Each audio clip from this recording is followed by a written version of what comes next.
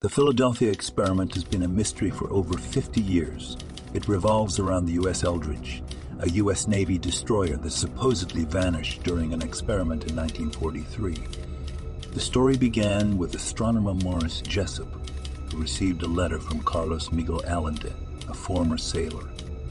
Allende claimed that the ship became invisible and teleported after being surrounded by a green fog. Allegedly, crew members died or suffered severe injuries during the experiments. The government allegedly discontinued the project after the tragic events. The U.S. Eldridge was later transferred to the Greek Navy and decommissioned in 1992.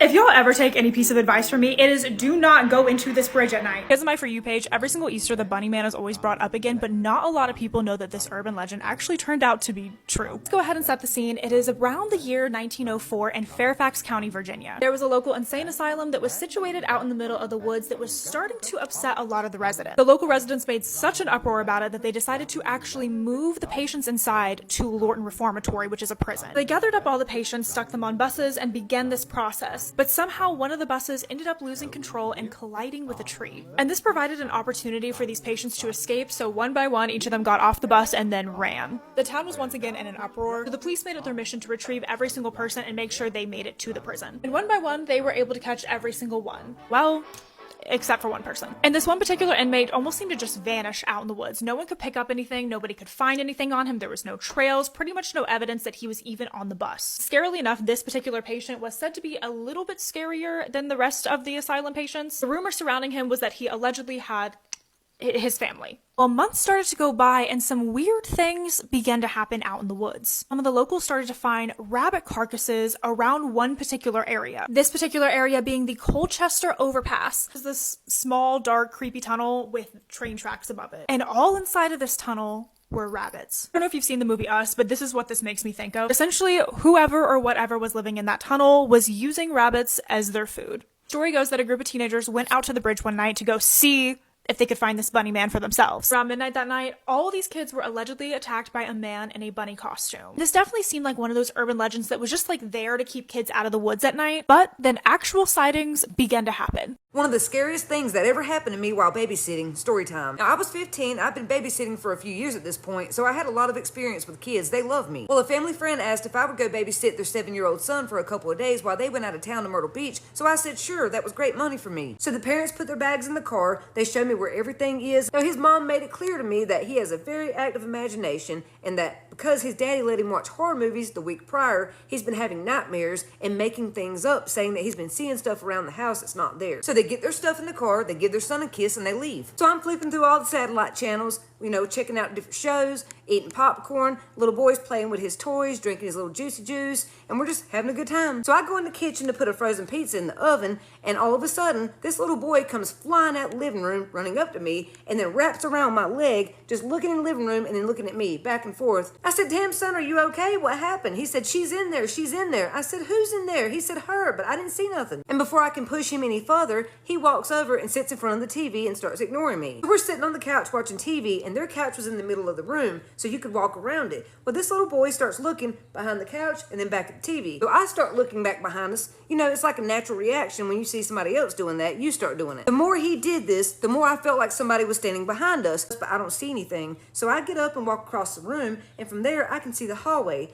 and for a second, something stood out to me. At the end of the hallway, it looked like someone was peeking around the corner like this. But when I cut the light on, it was gone, so I thought my mom was playing tricks on me. My anxiety's peaking, so I'm like, okay, it's the first time you've been left alone in someone else's house. Calm down, go take a shower and go to bed. But while I'm taking a shower, I get the weirdest feeling like somebody's standing outside of the shower curtain. Now, they had a big-ass bathroom, so I was like, dude, it's a new place, it's a big bathroom, you're not used to this. Just stop freaking out. But I have to keep sticking my head out the shower curtain to make sure nobody's there because I'm getting that vibe like somebody is there. So I peek out the shower again and bam, this kid is standing in the doorway crying. I said, what's wrong? He said, it's gonna get me. It's in there. I just saw it. Can I stay here with you? I'm scared. I said, yes, stay right there. Just turn the other way. And then I dry off and get dressed in the shower so he can't see me. Now it's about 11 o'clock at this point and he's still wide awake. So we sit there and talk for a little while. We play with Legos, Play-Doh. I'm just trying to wear him out so he'll go to sleep. Well, finally around 2 a.m., he falls asleep. Now, it was already so late, I didn't have time to unpack my clothes, so I just get in the bed and I go to sleep. About 10 minutes later, I hear this youngin' screaming again. Before I can even get out the bed, I hear him thump, thump, thump, thump, and he's already running into my room, jumps into bed with me. He's screaming to the top of his lungs, she's there in my room behind the door. She's gonna get me if I'm alone. Please don't make me go back in there. So we're laying there in the bed together, and he says, I know you think I'm making stuff up. I promise you I'm not. She was there. I saw her. I said, honey, I believe you. It's okay. Just relax and close your eyes and start taking some deep breaths. This child has one hell of a grip on me. Like, he's wrapped around me like a python, so I could tell he was really scared. Like, he really thought something was going to snatch his ass off that bed. So I just held him and hoped that maybe he would calm down. Now, I know a lot of you would just tell these kids to hush and go to bed, but I'm not like that. I went through the same thing as a child. I would see things that were not there, and nobody else believed me. So I wanted him to know that I believed him and I was protecting him. So I reached over to the nightstand and I tapped that old school touch lamp 3 times and put it on the brightest setting so it lit up the room.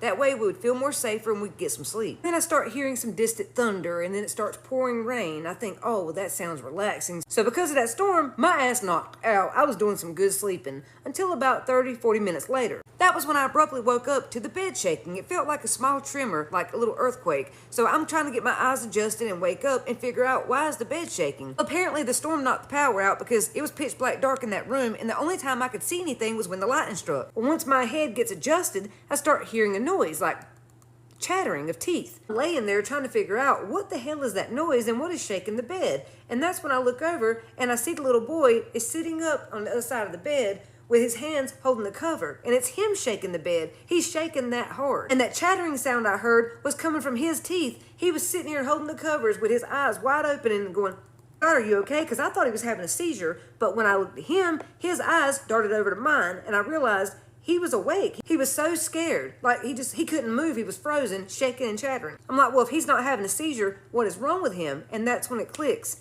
He's sitting here staring at the door, so I look at the door. Y'all, let me tell you, in that moment, when that lightning flashed, I damn near shit my pants. It scared me so bad. Have you ever been so scared that your hands and arms and legs start tingling, they damn near go numb? When I looked at that bedroom door, there was someone's head peeking around the door like this, and you could only see their eyes. And when the lightning stopped flashing, I couldn't see anything anymore. It was complete darkness. That was when it really hit me. Holy crap, we're not alone. There's someone else in the house, and they're standing right there. But what really freaked me out was every time the lightning would strike, I could see more of that person's face. Like, it started like this, and then this, and this, and then I could see their actual mouth. This person was smiling ear to ear. I could barely take a breath in. All I could think was, what the hell is that thing? Then, of course, the lightning stopped flashing, so for a few seconds, it was completely dark, and I had that feeling again like someone was watching us and getting closer and closer, and I was starting to panic. And when lightning struck a few seconds later, I could tell they were getting closer because now this motherfucker, person, thing, or whatever, was now at the foot of the bed, peeking over like this, staring at us. At this point, my damn teeth were chattering. All I could hear was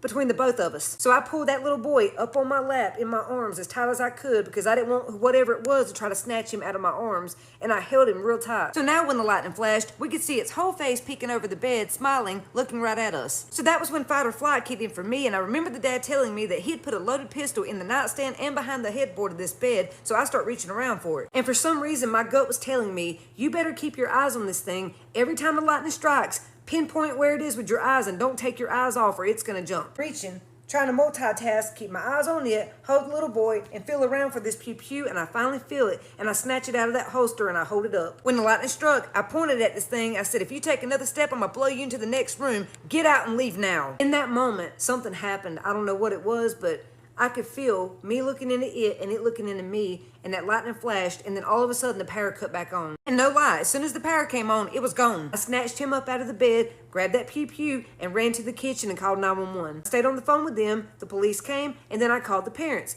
I put the cop on the phone, they're talking, and then they tell the cop that they're not coming back until Sunday. Even though we're telling them we think there's an intruder in the house and their child's here, they don't give a shit. They're not coming home. They think it's our imagination playing tricks on us because the power went out and we're getting freaked out with the storm and everything. So I made it very clear I was not staying in their house another minute, and I was going to take their child back to my family's house, and that's where we would be. And they said, okay, fine, we'll see you on Sunday. So I asked the little boy if that was the first time he saw this thing, and he said no. He'd been seeing it for months, but this was the first time it got that close. Now, I knew he'd have to go back to that house, so the next day, me and my cousin went over and cleansed the entire house, hoping it would help. My name is Kaylee, and I can see spirits.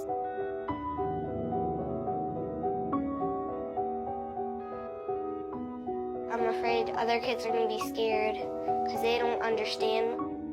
It's kind of scary because I can just feel a bad energy.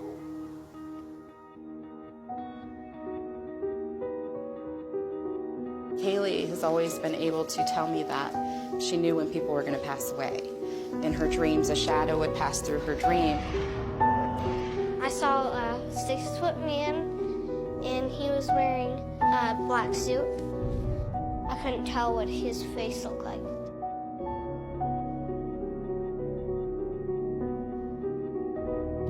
When I see the caretaker, that's a sign that someone is going to pass away. He will take the soul to heaven or let her rot in the ground. That's where hell is. No other place.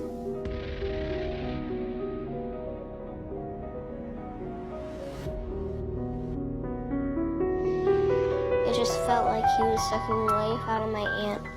She passed over me like a shadow. I knew what she was going through at that point because I felt like I was going to die. 3 days after Kaylee seen this caretaker, her aunt passed away. So it was very hard on her, and she was sick for several days after and couldn't go to school. It takes her about 2 to 3 days to recover. She has a blood disorder already, and seeing negative things takes so much of her energy that it just drains her.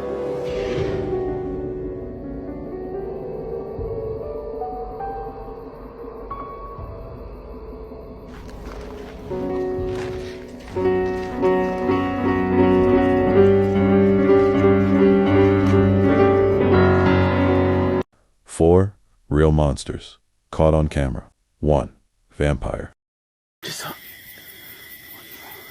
I don't know, this thing doesn't pick up shit. No, fuck me. Fuck me. What the fuck? Shit.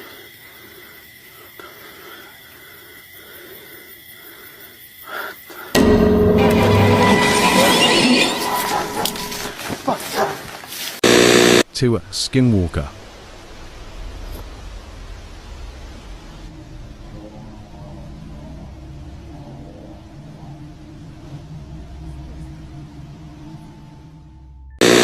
This, I thought, okay, this is a bear. And then I was like, no, that's a dog. And I was like, certainly not Bigfoot. I have no idea what this is. And who sent this in is reliable. So, what do you think this is? 4 unknown.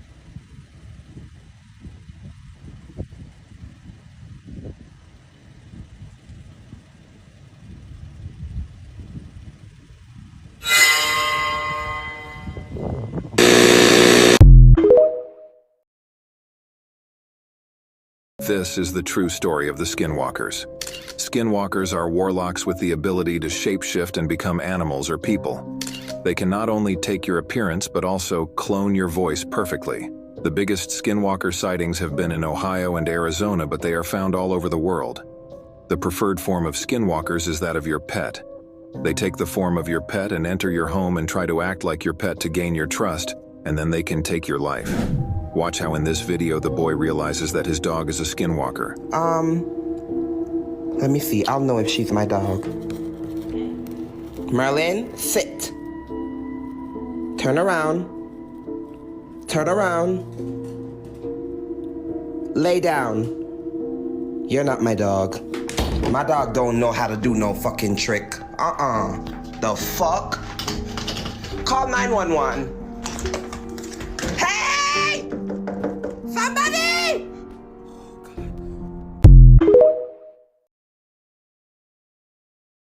Over 80 bodies have been found in this park over the years. Welcome to Leakin Park in Baltimore, the scariest place in America. So if you've never heard of Leakin Park, this place is famous. It's in the heart of Baltimore, bordered by some of the most dangerous neighborhoods in the city. And this place has been a notorious body dumping ground for years.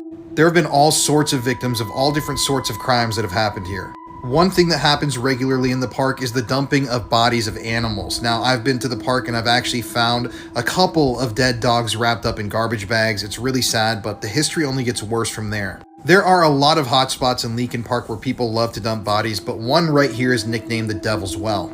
Only a few years ago in 2018, a man was brutally murdered right here. His body was set on fire and it was then dumped down this well.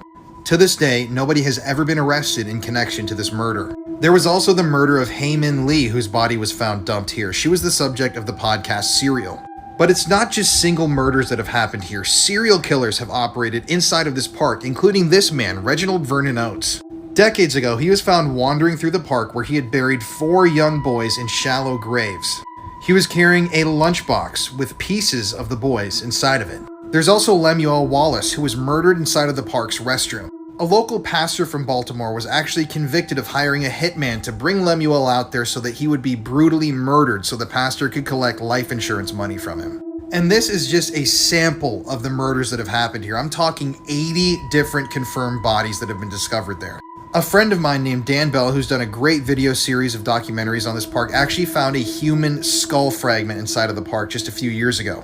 He called it into the police. He had just been walking through the woods when he came across it, and it ended up being the skull of someone who had taken their own life. There's actually a site dedicated to mapping out where all of the bodies in Leakin Park have been found. As you can see, these are all red dots where corpses have been recovered, and this is only a fraction of the stories. There was a serial killer who brought a woman to Leakin Park to murder her. He cut off her ears, but she eventually fought him off and escaped. There's obviously tons of gang violence and bodies that are just dumped. And on a specific road right here named Winterbourne Avenue, a serial killer has dumped multiple bodies. Winterbourne is the last remaining road that actually goes through Leakin Park. I forgot to mention this at the beginning. Years ago, the city actually closed off most of the inroads that led through Leakin Park because so many bodies were being dumped there.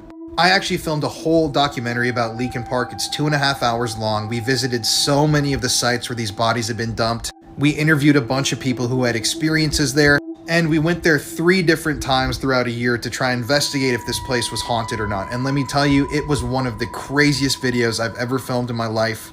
And the stories of this park are so twisted, so dark. Mafia dumping grounds, so many unsolved murders. If you want to watch the full documentary, it's on my YouTube now. The link is in my bio. But warning, it is disturbing. Have you ever been sleeping and seen this figure in the corner of your room or hovering over you? Yeah, babe, that's the Hat Man, also known as the Shadow Man, or some even call him the Shadow People. Let's get into it. Now, numerous people from all over the world that have no connection or ties to each other have claimed to have seen this figure in their room while they were asleep. Now, this paranormal entity has attracted widespread attention for years now, and people have shared their experiences and documented cases. Like, there's documented cases on the Hat Man, and I just find that frightening, because how is it that people from literally everywhere, all over the world, that don't even know each other have experienced this same demon? Now, the Hat Man is very tall and slender, and he's known to be wearing like a dark trench coat like jacket, and he's always wearing this big hat. Now, some say they've seen him without a hat, but for the most part, he has a hat and glowing red eyes sometimes, or some type of glowing eyes. And he's known to be standing over you or in the corners or in the doorway while you're asleep. And everybody's description of him is the exact same. Now, some say the Hat Man's purpose is to feed off your fear and your energy. I mean, because if I wake up in the middle of the night and I see this creepy tall man sitting in the corner of my room, I'm gonna be very scared, right? And some say he comes to children that has lived like a traumatic life or is going through something. And that is what demons do. They feed off of people's fear, of course. But some other people say that they feel like the Hat Man is there to warn them, and they actually feel comforted when they see them. But I don't think I'll be comforted if I see this man in the corner of my room at 3 a.m. I'm going to be frightened. But most of the time, they just stand there and stare. They don't do anything. There's even been some cases of people claiming to see him in daylight, like broad daylight. Like, you can't even wait till I go to sleep to scare me. You're going to scare me in the middle of the day when I feel safe? But it is known for him to come in people's dreams or when they're experiencing sleep paralysis. And sleep paralysis is basically when your body is asleep but your mind is woke. So sometimes your body frees up and you literally cannot move. I grew up calling it the devil riding your back. And sometimes when people are experiencing sleep paralysis, they tend to open their eyes and see all type of scary things. And the main thing that people claim to have seen is this exact figure. I'm talking about people all over the world have their own names for this guy. Like, what is his purpose and what is he? So let me know in the comments if y'all seen the Hat Man before. I would love to know. What if I told you the CIA tried to control minds using drugs and torture, and it was all real? Welcome to Project MK Ultra. Started in the 1950s during the Cold War, it was a CIA program aimed at controlling human behavior. Born from fears that the Soviets and the Chinese were developing their own mind control techniques, Project MK Ultra focused on using research drugs, hypnosis and other methods in order to manipulate people's mental states. One of the main tools was LSD, a powerful hallucinogen often given to the patients without their consent or prior knowledge to what was actually happening to them. The program also tested sensory deprivation, electroshock therapy and psychological torture, all with the aim of erasing prior memories and instilling new ones into the patient. Victims included prisoners, mental patients, soldiers and even innocent civilians, many without their consent. Some suffered serious long-term psychological effects and some even died during the operation. To no surprise, in 1973, when truth about the program's nature came out, the CIA ordered most of the files to be destroyed, making it very hard to know the true extent of what happened during MK Ultra. This girl believes that her stepfather could be Mr. Cruel. In the 1980s in Australia, Mr. Cruel would torture and assault children while their families were gone, and he never got caught for it. He also never left any evidence behind, and he would mentally torture all of the families. Now, this girl posted on Reddit, on the Mr. Cruel subreddit, it's the top of all time if you want to search it up yourself, about how she believes her stepdad is Mr. Cruel, and she listed out these 10 reasons. In all of Mr. Cruel's known assault locations, her dad worked right near there. He also apparently drove the same make and model of car that they described him having. He asked relatives to use a video camera, however, she never saw her dad really use it for anything. She also goes on to say how there is a violent/SA issue on her dad's side of the family. Apparently, she also has trauma from her childhood, and then her parents got a divorce 6 months after that trauma happened. She didn't state what the trauma exactly was, but she did say the 6 months later divorce that her parents got lined up with Mr. Cruel's last victim. Mr. Cruel was known to force feed his victims. Apparently, her father loved to force feed them or feed them a lot. She also stated one of the police sketches looked exactly like her father and that it could have been a photo of him.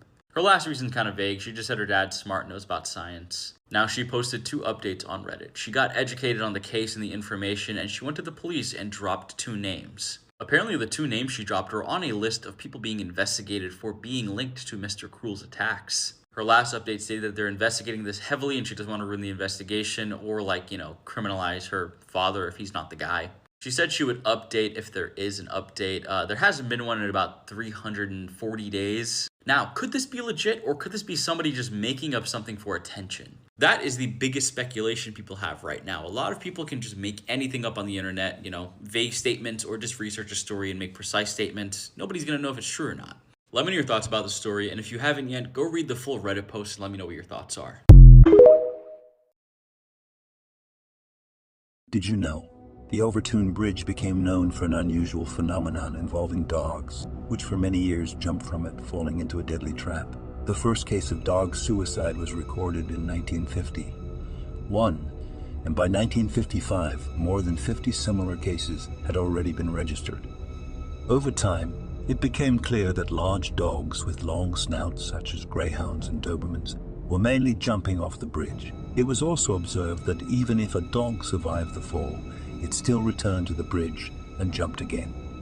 All animals jumped head first, and the spot they chose for jumping was located between the last 2 arches on the right side of the bridge. On average, one dog died on the bridge every month throughout its existence. This photo is of the Cincinnati crawler. It was taken by a family who caught him in their home in 1974, but he escaped shortly afterwards. So in 1974, the Johnson family in Cincinnati noticed a couple weird things happening in their home. The 14-year-old daughter, Claire, would complain about seeing glowing eyes outside of her window at night. And then one night, the youngest son, Timmy, was laying in bed in the dark when he felt the family dog jump up onto his bed. But when he went to go pet it, it was not the dog. It was the crawler, who police still believe was responsible for the disappearance of 4 other boys in the area. Some believe that he was an escaped convict, while others actually believe that he was the victim of human experiments happening in the area that may have been conducted by the family's dad. Claire snapped this photo of him before he escaped, but he was never found since. We need to talk about this photo. Because one night in 2002 at about 1:40 a.m., a TV station in Texas was hacked and this was shown to viewers. Not many people know about it because it was so late at night, but those who did reported seeing static for a few seconds and then this photo appearing on the screen, followed by a startling and loud rumbling noise. The entire thing lasted about 90 seconds before it went back to normal. But after that, 8 people who were confirmed to have watched it the whole way through were deemed insane and sent to psychiatric hospitals. When interviewers asked what they saw that night, they all said something along the lines of "he's after us" and "the demon makes things red," mostly referring to some kind of entity that's constantly watching them. One man named Albert Finster actually tried recording this, but the footage somehow got corrupted. So now all we have of this incident is this photo. Follow for more. In the realm of conspiracy theories and shadowy government operations, few captivate like the Monarch program, an alleged secret mind control operation said to be pulling the strings of society. Welcome to today's exploration of Monarch program exploitation. Who is pulling the Earth's strings? We dive into the depths of this infamous program's lore, peeling back the layers of what many believe hides in plain sight. The Monarch program is purportedly an extension of the CIA's MK-Ultra experiments, which sought to unlock the secrets of mind control in the mid-20th century. Officially, MK-Ultra was shut down in the 1970s. But some claim a clandestine continuation emerged in its wake, known as the Monarch program. It's said to manipulate everything from media to political movements, orchestrating global events to serve an unseen agenda. For believers, the evidence is hidden in popular culture. They argue that many celebrities and influential figures show signs of mind control, pointing to erratic behavior and embedded symbols in media output as telltale evidence of Monarch's hand. These symbols, often linked to butterflies and labyrinthine patterns, are analyzed by conspiracy theorists as messages or marks of programming. Now, who exactly orchestrates this control, if it indeed exists? Some suggest a syndicate of powerful elites, often referred to in whispers as the Illuminati or simply the elite, exert influence over governments and corporations, guiding humanity like puppets. This narrative spreads fear of an oligarchic dominance that shapes world events from behind closed doors, instilling the belief that our destinies are directed by an invisible hand. Another intriguing aspect is the psychological techniques allegedly utilized within the program. These include trauma-based control through severe emotional or physical stress, claimed to split the psyche into compartments, each with distinct triggers and responses. Such concepts challenge both moral and ethical boundaries, suggesting a terrifying image of human vulnerability manipulated to the extreme. However, it is vital to approach the claims of Monarch's existence with discernment. Critics argue that the evidence legitimizing such a program is flimsy, often pointing to the lack of substantial proof and accusing theorists of misinterpreting fiction and coincidence as fact. In many instances, the Monarch narrative merges sensationalism with reality, making it difficult to distinguish truth from elaborate fiction. In conclusion, the Monarch program remains one of the most enduring and controversial topics amongst conspiracy theories. Whether it is a reflection of genuine covert operations or merely a modern myth, the narrative stirs deep-seated fears of control and manipulation. As we unpack these stories, it reminds us of the delicate balance between freedom and control we navigate in our lives. In the uncertainty of these narratives lies a profound question to consider. In whose hands does our future rest? Until verifiable truths emerge, the strings of Earth's stage remain elusive, draped in shadows that both intrigue and alarm. Thank you for joining us in this contemplative journey, where the boundaries of reality and speculation blur, and the potential for unseen forces ignites our curiosity. I thought I had heard about the worst human experiments, but I was wrong. So back in the 1950s, there was a woman named Gail who went to the doctor complaining about anxiety. And the doctor told her they had this new treatment for anxiety if she wanted to try it. Also, I did a whole episode on this story if you want to hear the entire thing. So first he brings Gail into this room where he tells her he's going to give her a few electroshocks, which was normal at the time. But then, without preparing her, he gives her 15 times the maximum dosage of electroshocks. And after he does this, Gail starts writhing around on the floor and sucking her thumb, acting like a baby. Her brain was so scrambled from the shocks, she thought she was a child again. But this is exactly what the doctor wanted. So after all this happens, he gets Gail out of there and he puts her straight into a drug-induced coma. And when she's in the coma, he starts playing tapes on a loop for her, and some of them say things like, "I'm a good member of society." So the experiment the doctor was running was he wanted to see if he could take Gail's personality out of her through electroshocks and drugs, and then put another one inside of her. Gail was kept in this study for months, and she was released with the other subjects once the doctor figured out that what he was doing wasn't working. Anyways, the story is wild, and you should check out the full episode if you want to hear the whole thing. There's been an uptick in siren head sightings recently. Things are about to get bad. So this past week, just outside of Birmingham, Alabama, 2 girls were walking through the woods when they heard what sounded like an emergency siren. They were terrified and started running, but then they heard what they told police sounded like their names coming through a speaker system. Now, from other siren head sightings in the past, we know that he uses the siren to lure people out of their homes, and that by the time you hear your name, it's too late. The girls made it out of the woods, but not before one turned around to snap this photo. Siren Head hasn't been seen in over 20 years, but it looks like he may be back. What's worse is that other teens in the area have complained about hearing their names being read through a speaker in the middle of the night, waking them up. And what we know from experience is by the time one person sees him, he is deep inside the community.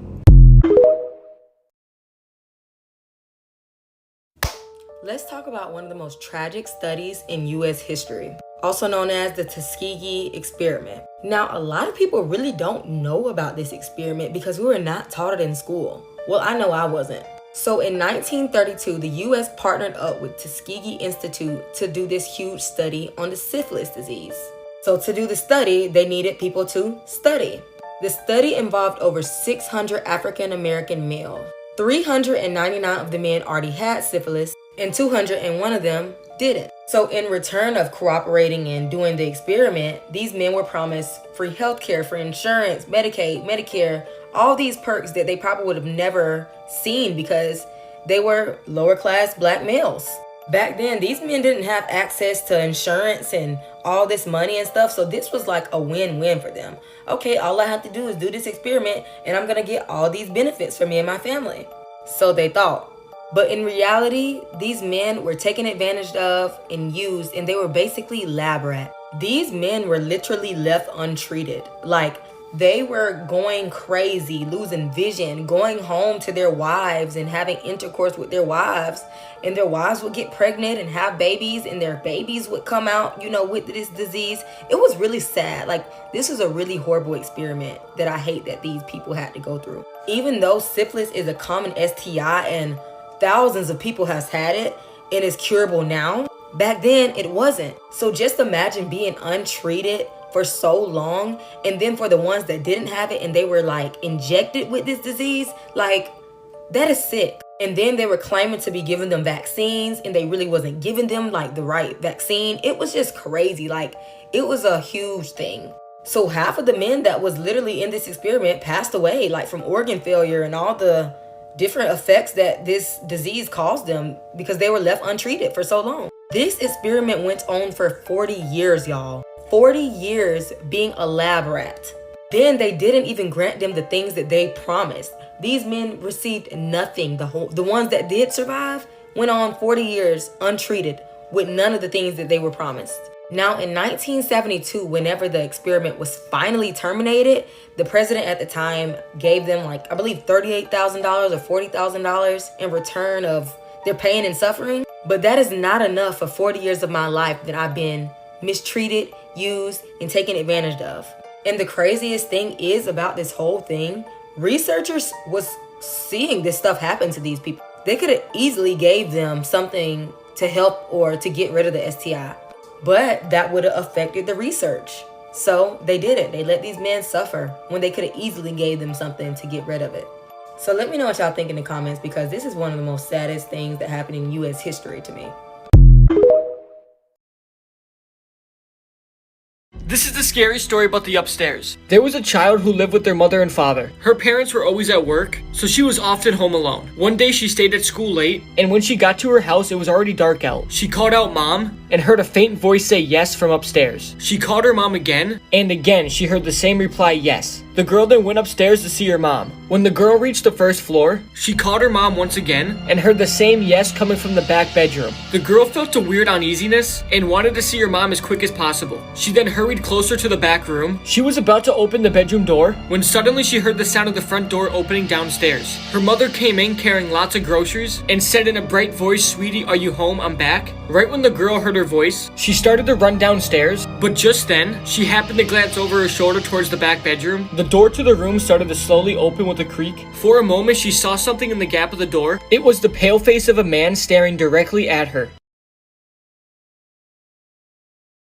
This is one of the most terrifying true crime cases I've ever heard of. The scariest part of it all is this could be anyone that you know. Your dad, your husband, your friend, a relative, anybody. Before we proceed, please know that there is some disturbing content within this video. This all took place in the Channel Island of Jersey in 1957. A 29-year-old nurse was waiting for a bus station minding her own business when a man comes up behind her with this mask and attacks her. She was dragged into a field and SA'd. She was severely injured and was left with incredible amounts of wounds that needed incredible amounts of stitches. The following year, a 20-year-old woman was also assaulted and attacked and brutally raped. This soon became a pattern, and all of the victims claimed that this man would always smell musty and would always have a face covering or some type of mask. In 1960, a small 12-year-old boy was asleep peacefully in his bed when he was awoken by this man who climbed through his bedroom window. The boy had a rope placed around his neck and was pulled outside and assaulted. As several more cases went on, this guy's name was called the Beast of Jersey. The photo behind me is a mannequin as to what he would appear to be wearing most of the time he would be doing these attacks. And I'm sorry, this is terrifying. It's giving me Leatherface vibes all the way. And I really can't believe that I don't hear more about this true crime case. The man's name was Edward John Lewis Paisnell. He was a 46-year-old man. He was actually married with a daughter and 2 stepchildren. His wife, Joan, actually had a foster home, and that is how she met him. And the kids actually knew him as Uncle Ted. He actually dressed up as Santa Claus every year and would give them sweets and treats and gifts, which is so fucking scary, guys, okay? In November of 1971, it took only 38 minutes for a guilty verdict to be reached on his trial. And he was also taken away to await his sentencing. He stood in the same court 2 weeks later and was sent to prison for 30 years. He was actually released from prison in 1991 for being a model prisoner. He ended up returning to Jersey very briefly, where the islanders remember his reign of terror, but he then died of a heart attack a couple years later. This is one of the scariest true crime cases I've ever heard of, and wow, those masks and outfits he used, just insane. There's a lot more to this story. You can look it up. I kind of summed it up for you guys, but I just had to share this. This was wild. Follow for all things horror. Do you remember the Slender Man case from 2014? The one where these 2 12-year-old girls thought they needed to sacrifice their other 6th grade best friend, Peyton, in order to become Slender Man servants and save their families? Well, if you don't remember that case, hang tight. I'll do a run through on it. One of these girls has already been released and the other one is trying to be released now. So let's jump into it. All statements are reported and alleged. This is Slender Man. Back in 2014, there was a website called Creepypasta, I think was the name of it, and it was just a website of creepy things, including this guy, Slender Man. Again, 12-year-old Morgan Geyser and 12-year-old Anissa Weir thought that they needed to sacrifice their friend Peyton to become his servant and protect their families. They attempted to do just this. They lured Peyton to a park in the state they lived in, Wisconsin, and they wounded her 19 times. According to reports, she barely survived, but she did. These two girls left her to just not make it. She crawled, wounded, out of those woods, out of that park, to a street and was found by a passerby. They were able to take her to a hospital where she was saved. Thank goodness. Now, this one that was 12 at the time, Anissa Weir, she pled guilty to attempted second-degree intentional homicide, and she was sentenced to a psychiatric hospital. She was deemed to have a mental illness, so she served time getting mental health help. She was released in 2021, and she was released to her father and has to wear a GPS tracker. How long? I'm not sure. I couldn't find that information, but she has been out now for 2.5 years. This was 12-year-old Morgan Geyser at the time of this crime. She pled guilty to first-degree intentional homicide, and she was also sentenced to psychiatric care. This is a more recent photo of Morgan Geyser. Back in 2022, she attempted to get a conditional release, but she withdrew that request 2 months after she had put it in. Now, in 2024, she submitted another request to be conditionally released on January 16th. She is asking that she be put through medical tests, and if she passes those, that she be released. Let me know your thoughts. If she's released in 2024, that means 10 years from the date of the crime that they attempted to take Peyton's life in order to make this Slender Man guy happy. If it truly was mental health or mental illness issues, then I would view that differently. But since there's two girls involved, it's just kind of hard for me to wrap my mind around both of them meeting the extent of true mental illness, especially to the extent that they would wound this young girl 19 times. To me, that's very scary, but hopefully they got really good mental health care. Let me know your thoughts, and if Peyton somehow ever sees this video, you are a hero. Nightmare, more terrifying than any other. A nightmare that has haunted thousands of people all over the world. It felt as if there was a male presence there who was evil. I can remember seeing this figure in the doorway. I just knew it was female. A presence comes into the room, paralyzes its victim, then leaps on their body and assaults them. It hits me so hard at times where it just knocks me off my mattress. She's choking me so hard that I think that my voice box is going to collapse. Sometimes it's a shadowy figure, sometimes an old hag, sometimes a demon.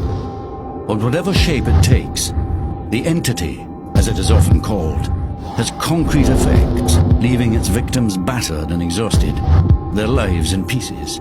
Sufferers are sure that when they see it, they are awake, and it is real. Science, psychology, and religion have all grappled with this phenomenon. Can any explain the mystery of the entity?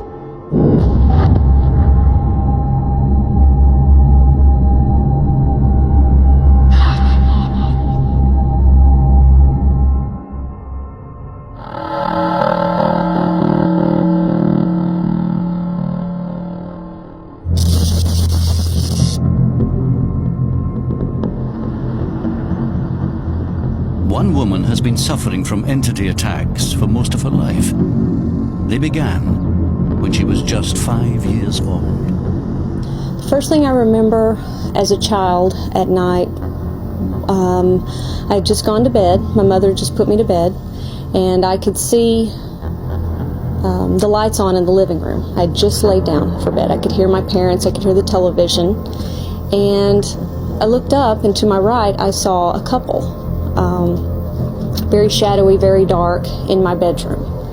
A man and a woman, and they started walking towards me. It's very frightening. I couldn't speak. I wanted to call out to my mother. I couldn't call out to her. I was just terrified. And right about that time, she walked into the room, and it appeared that she walked directly through the two people that were standing to my right.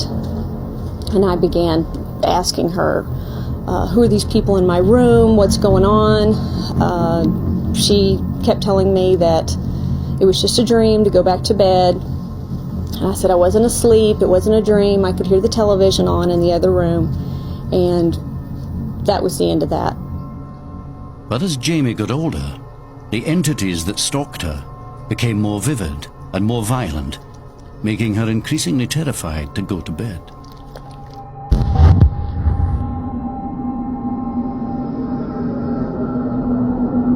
As soon as I become aware that there's someone in the room, I'll go into a paralysis, and I can't move, I can't shout out, I can't, I'm unable to call for help, and I'm unable to stop any kind of attack. Usually it's an attack. You can't move, you can't scream, feels like you've been drugged somehow. The Shadow Man, and this is just a recent label that I've put on this character. The closest I've seen of him is the arm, because it's been around my throat several times. He's very violent. He doesn't use any caution whatsoever. He could care less if my neck is broken. I mean, that's how violent he is. Generally, he's accompanied by a very old woman. She's rather short, draped in many layers of clothing. She looks like a homeless type person. Like all of her belongings are on her. A shawl, jacket, a hat. The old woman will sit on my chest, and she's not extremely heavy, but she's heavy enough that it's very hard to breathe. It's extremely hard to breathe. I can't get my lungs to expand. He'll have me around the base of my neck. She'll come up to the top part, and she's choking me so hard that I think that my voice box is going to collapse. I can't move. He's got my arms down usually, or just the way she's sitting on me, I can't move, and there's nothing I can do.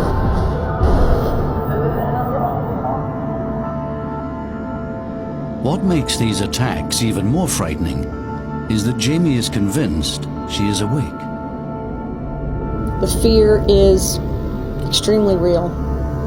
You look around the room, you're looking for any way out. I can see my clock, I can see the curtains, I see everything in the room that tells me that this is real, this is happening to me, this is really happening. And I'm wondering why my husband can't hear them, why he can't hear the struggle, why he can't hear the fight.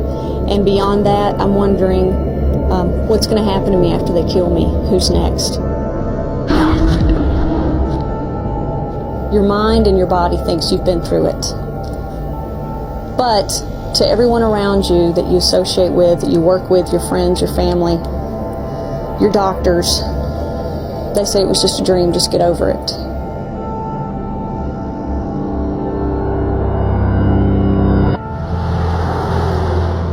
For years, Jamie thought she was alone and feared she was mad or delusional. Then she discovered there were others who had suffered remarkably similar experiences. Research for this film produced hundreds of phone calls. Okay, so since everyone literally requested this today, we're going to be talking about the Russian sleep experiment. So in the height of World War II, Russian scientists wanted to find a way to keep their soldiers awake longer. And in order to do this, they decided to test the effects of extreme sleep deprivation. They rounded up 5 prisoners of war and were like, hey, if you do this, we'll grant you your freedom. So they put them all inside of this sealed glass chamber that would continue to release this stimulant gas that would keep them awake. And apparently this gas was still in the experimental stages, so they didn't really know what would happen with it. But they were pretty confident that it wouldn't kill them at the least. So they begin, and the first 3 to 4 days goes pretty great. Everyone's overall pretty optimistic, pumping the gas, the prisoners are staying awake. But day 4 is when they started to see a pretty big change in their subjects. The subjects went from small talk to talking about really dark things like their traumas. They started to complain about the experiment as well. And on day 6, the participants actually stopped talking to each other entirely and even got paranoid. Each of them segregated themselves off in their own section of the chamber. A few of them began to believe that they could sell out their comrades in order to get out of the experiment. They tried to get each other in trouble, but the researchers didn't care. They were just there to observe. But on day 9, things took a significant turn whenever one of them just started screaming and running around. Went back and forth across the chamber for about 2 to 3 hours until he was just making a squeaking noise. And it was later found out that he had actually torn his own vocal cords from screaming so much. And the other subjects did not react to this whatsoever. Instead, the other participants reacted by ripping out parts of the books that were given to them to entertain them during this experiment. They soaked them in toilet water and started to place them over the glass so that the researchers could no longer see in. There's wet paper completely covering all the windows in the chamber, their vision is completely obscured, and it's been silent for about 3 days. I don't really know how this works, but I guess they were monitoring the oxygen consumption in the room, and they could still tell that there was about like 4 to 5 people still alive in there. But after this 3 days of silence, they concurred that either the microphones were broken or something was extremely wrong with the subjects. Either way, they were gonna have to get into the chamber. They decided to use the intercom and were like, hey, we gotta get into the room. Everyone needs to lay on the ground and comply. And if you comply, then one of you gets to be free. Well, one of the subjects ends up hopping on the microphone, verifying that it wasn't broken, and states, we no longer wish to be free. So the researchers being like, okay, they're alive and I guess the microphones work, we'll just continue the experiment.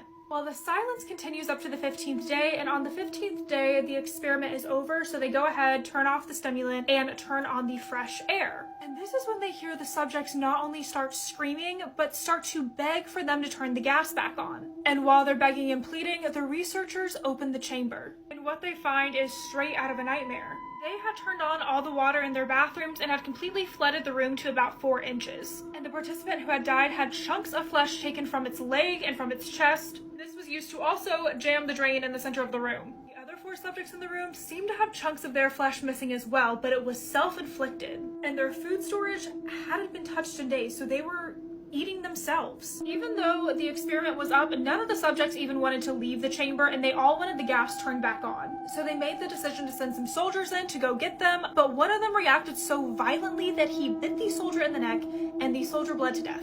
Another subject ruptured his spleen in the process of trying to move him and also bled to death. So now they have 2 casualties, but finally they're able to get the other 3 out. They immediately take them to the hospital because they're emaciated and they have severe injuries from the chunks of flesh being gone. The first one, who was the most injured, was immediately brought back to surgery, but it seemed as though the sedatives weren't working on him. It does absolutely nothing, and he just keeps begging for the gas. They administer the anesthesia, and somehow this starts to make him even stronger, so much so that he actually rips a leather strap that was keeping him down on the bed. They give him 10 times the usual dose, and he falls asleep and dies. So they move on to the next, which was the guy who tore his vocal cords, and he obviously couldn't speak anymore, so he was just shaking his head no as they approached him with the anesthetic. He starts to fight back, but then gets so exhausted that he actually passes out, and the second he passes out, he dies. So now there's just one left, and since they keep dying, they decide to give in to what they want, and they put him back into the chamber and turn the gas on. As they're prepping him to do so, they put an EKG on him to measure his brain waves. This is when they realize that he actually flatlines each time his eyes close. So each time he blinks, he actually goes brain dead. And before they can get the gas back on, he falls asleep and dies, and nobody really knows what killed him. So obviously, if you guys grew up on creepypasta, you know the story really, really well. The thing is that during this time, there were so many different unethical human experiments going on. We've talked about things like Project MK Ultra on here before, so it just doesn't seem that far off that something like this would happen. Let me know what story you guys would like me to talk about next. Operation Paperclip. When the war ended, a different kind of battle began. Not for land. Not for power. For knowledge. Some of the most brilliant and controversial minds of the era were quietly brought into U.S. research. Given new names. New homes. New lives. Over 1,600 scientists, engineers, and specialists were assigned to America's most sensitive projects. From space exploration to defense systems to programs that remain classified to this day. The mission? Stay ahead of rising global tensions.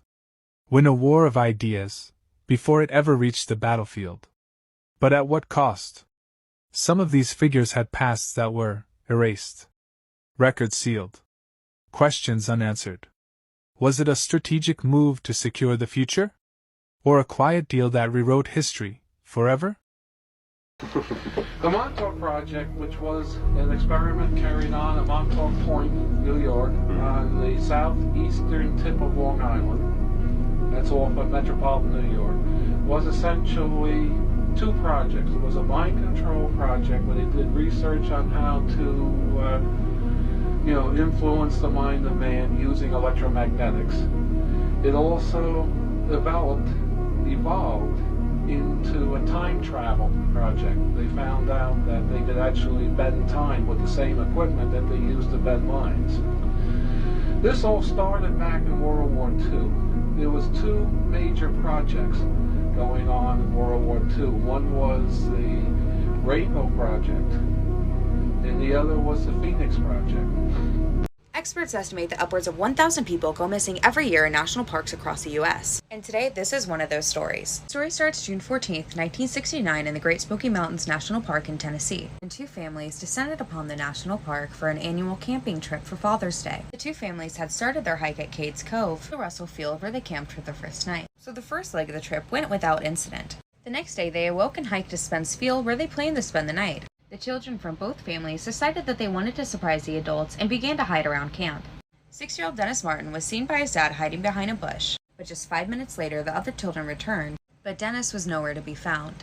Dennis was wearing a bright red shirt, which was easily seen by the contrast of the green all around them, so it seemed like the children may have left Dennis on purpose so not to ruin the prank. After 2 hours of frantic searching by everybody at camp, the Park Service rangers were notified, and the search and rescue efforts began. The area had numerous dangers, such as ravines, steep slopes, and numerous wild animals. Suddenly a microburst hit, flooding surrounding streams and taking out any signs of little Dennis nearby. To make matters even worse, the temperatures dropped down to 50 degrees and Dennis was not dressed for that kind of weather. By afternoon the next day, almost 250 people had joined the search. The details of the case proved to make an instant headline and even garnered the attention of the president. By day 7 of the search, Dennis's 7th birthday had arrived. Along with it came upwards of 1,500 people, including the National Guard, FBI, and the Green Berets. But unfortunately, with the sheer number of people looking, many not knowing what to look for, and contaminating the areas that they went across may have done more harm than good. But despite all efforts, including helicopters and dogs, no signs of Dennis could still be found. There was only one possible clue during this time as to where Dennis could have gone. It was found in a peculiar set of little human tracks. One was barefoot, and the other was wearing a shoe similar to what Dennis could have been wearing. But after the Martins declared that it was too big to be Dennis's, the ranger said it must have come from a Boy Scout volunteering. Hope began to fade, but the tips continued to flood in, including one from a well-known sidekick, but unfortunately led to nowhere. On June 25th, 11 days after Dennis went missing, his family returned home. And 15 days after Dennis went missing on June 29th, all major searches were suspended. A month after Dennis went missing, a small group of remaining searchers reported a putrid smell coming from around the area where Dennis went missing, but it unfortunately seemed like this was never rechecked out, and by September of the same year, the search was officially called off. A few years after Dennis had last been seen, a man reportedly found a small skeleton, but since he was doing illegal foraging, decided to keep this to himself for decades until 1985.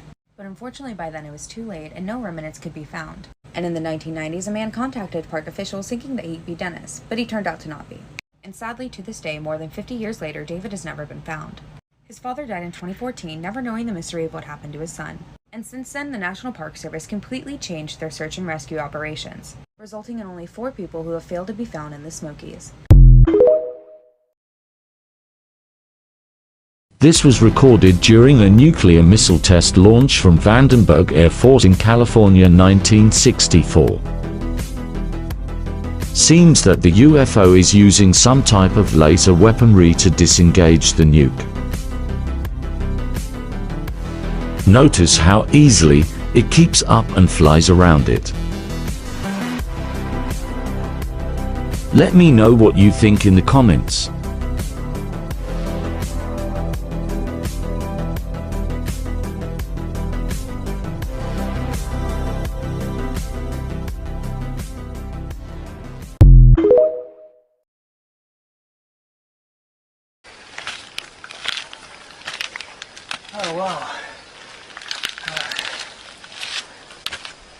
is just beautiful. Look at this. There's the, you know, when you, there's the big toe and the other 4 toes down to the small toe, down to the heel. What's fascinating about this is anybody that does a study of this will notice this piece sticking out here. It's like when you put your foot in mud and you pull it out, your toes will lift up a little mud where your toes were, and that's exactly what seems to have happened here. This rough granite is just, it's pulled up. This overhang here, it's spectacular. And I see that people have been visiting here because they've been leaving little coins here, which is wonderful. Maybe just come closer and show this from more close up.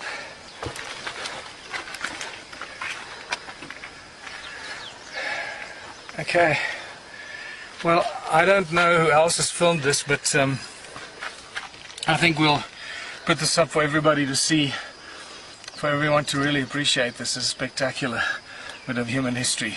There were giants on Earth.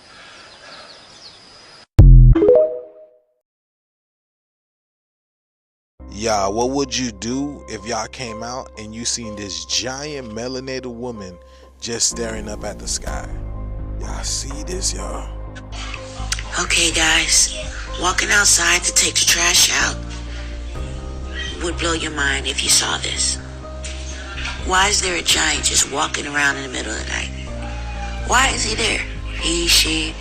Do you see it? I know I ain't tripping. But what would you do? You walk outside to take your trash out and you see this just, you know, roaming around day and night. What you think? See, Guardians of the Galaxy was literally telling us that these trees are living beings, because how is this possible? And that looks like some ancient being, some ancient melanated being. Looks like it's got a basket on its head. Yeah, I don't know, man. I see so many different things. Is this what they mean by the Jolly Green Giant? Because, you know, there are trees even bigger than this. But this is amazing, y'all. But yeah, let me know in the comments, y'all. Let's get this shift. Peace in. Rules of the Appalachia. That shit's horrifying. A lot of people do hike the Appalachian Trail, and one of the main things they all know not to do is to hike from dusk to dawn. Don't go into the mountains after dark. There's a marked trail, stay on it. Do not veer off any trail or path. Everything is marked for a reason. That's a blaze. 2 inches by 6 inches. It's what we follow. They're everywhere. They may be on a bridge, they may be on a tree. They're usually always on trees, but sometimes they're on the ground, on a rock, on a building, on a light post. That's what we follow. This morning, I didn't follow it. I wasn't paying attention.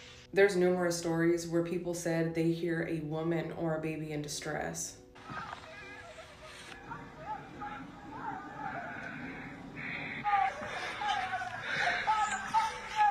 And a really common belief is that if you hear something calling you right in your vicinity, it's actually really far away. But if you hear something calling you from far away, there's a good chance it's actually standing right next to you. It's not just screams that's a big deal. Whistling seems to be a big deal also. If you hear whistling, you didn't hear whistling. You're not even supposed to whistle. Tap your friend on their shoulder, but don't use their real name. Using real names just gives whatever it is a closer relationship with whoever's name it learns. Don't ever stare off into the forest. You could be looking at one thing in the forest, but there could be 100 things looking back at you. Anything you hear or see is not your business. Keep doing what you were doing and don't pay any attention to it. Some of the most common sightings in these areas are Bigfoot, skinwalkers, cryptids, and there's even been UFO sightings. Not to forget that this whole area is loaded with caverns and caves too. So it's not just the things that are above the ground that you have to worry about. There's even more stuff underground. So you know how they say that kids can sense evil? Well, one time when we were inside, when we lived in Georgia, my daughter, she's 3 now, but at the time she was 2 years old, and we decided to go on Walmart one day.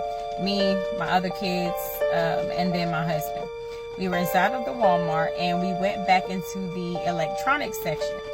And it was a guy standing back there and he had on all black and his back was turned to us. Like, I think it was like books along the wall or whatever. Yes, that's what we were looking at. We were looking at books along the wall and his back was turned to us. And my daughter, she's very, very friendly. And anytime like anybody sees her inside the store, they're like, hi, da-da-da, and, you know, entertain her or whatever. This guy had his back turned the entire time. We never ended up seeing his face. All of a sudden, my daughter, she comes over towards him, not seeing his face, and all of a sudden she starts screaming, crying. She's put like, and she's looking at him and pointing at him. And he never turned around to look at us. Now, normally when a child is crying, somebody is going to, like, if you're standing in the same aisle, you're going to turn around and check and see, like, why is that child crying, especially if she's like right there next to you. But she's pointing and she's like, mommy, mommy, mommy, it's a bad man, it's a bad man. And he never turned to look at us at all. And it was crazy because, again, my daughter, like, she loves people, and usually she would have walked up and said hi, you know, whatever like that. But as soon as she spotted him, she pointed, she started crying and screaming. And immediately, me and my family, like, I'm like, it's time for us to leave from out of this aisle, because kids, babies, toddlers, because of their innocence, they can sense evil. We never got a chance to see that man's face. He never turned around. But I knew right then that my daughter could sense something, and it was time for us to go. And literally, once we walked away from that aisle and went into other aisles and stuff like that in the front of the store, she was acting like still, like she was frightened. I don't know who that man is. I don't know what he was. I don't know anything about him. All I know is that kids can sense things like that. They actually discovered their dog was a skinwalker and got it all on camera. Tell me this isn't a skinwalker if you've ever seen one. How creepy is that?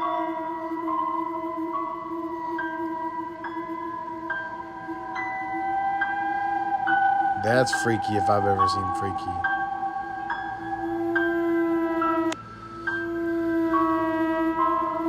Oh no. Since when do Dalmatians do that? And what is even that? No, that's... Oh. That did not look like no dog from the back. Since when do dogs stand up and walk and dance and stuff? If this isn't evidence of skinwalkers, then I don't know what is. Let me know what you guys thinking down in the comments below, and stay weird.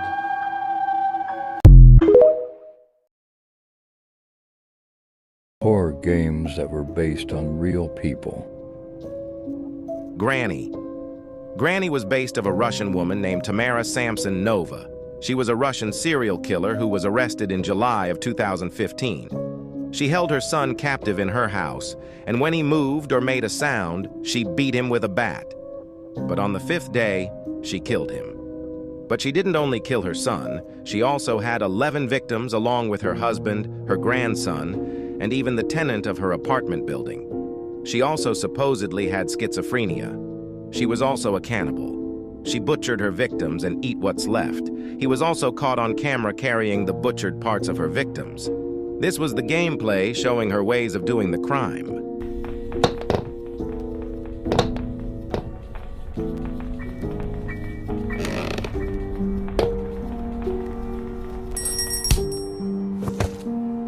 Which game should I tackle next?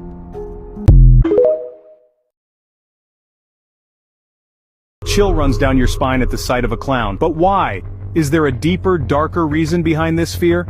In ancient times, cultures and even satanic cults donned the visage of the clown to channel demonic forces.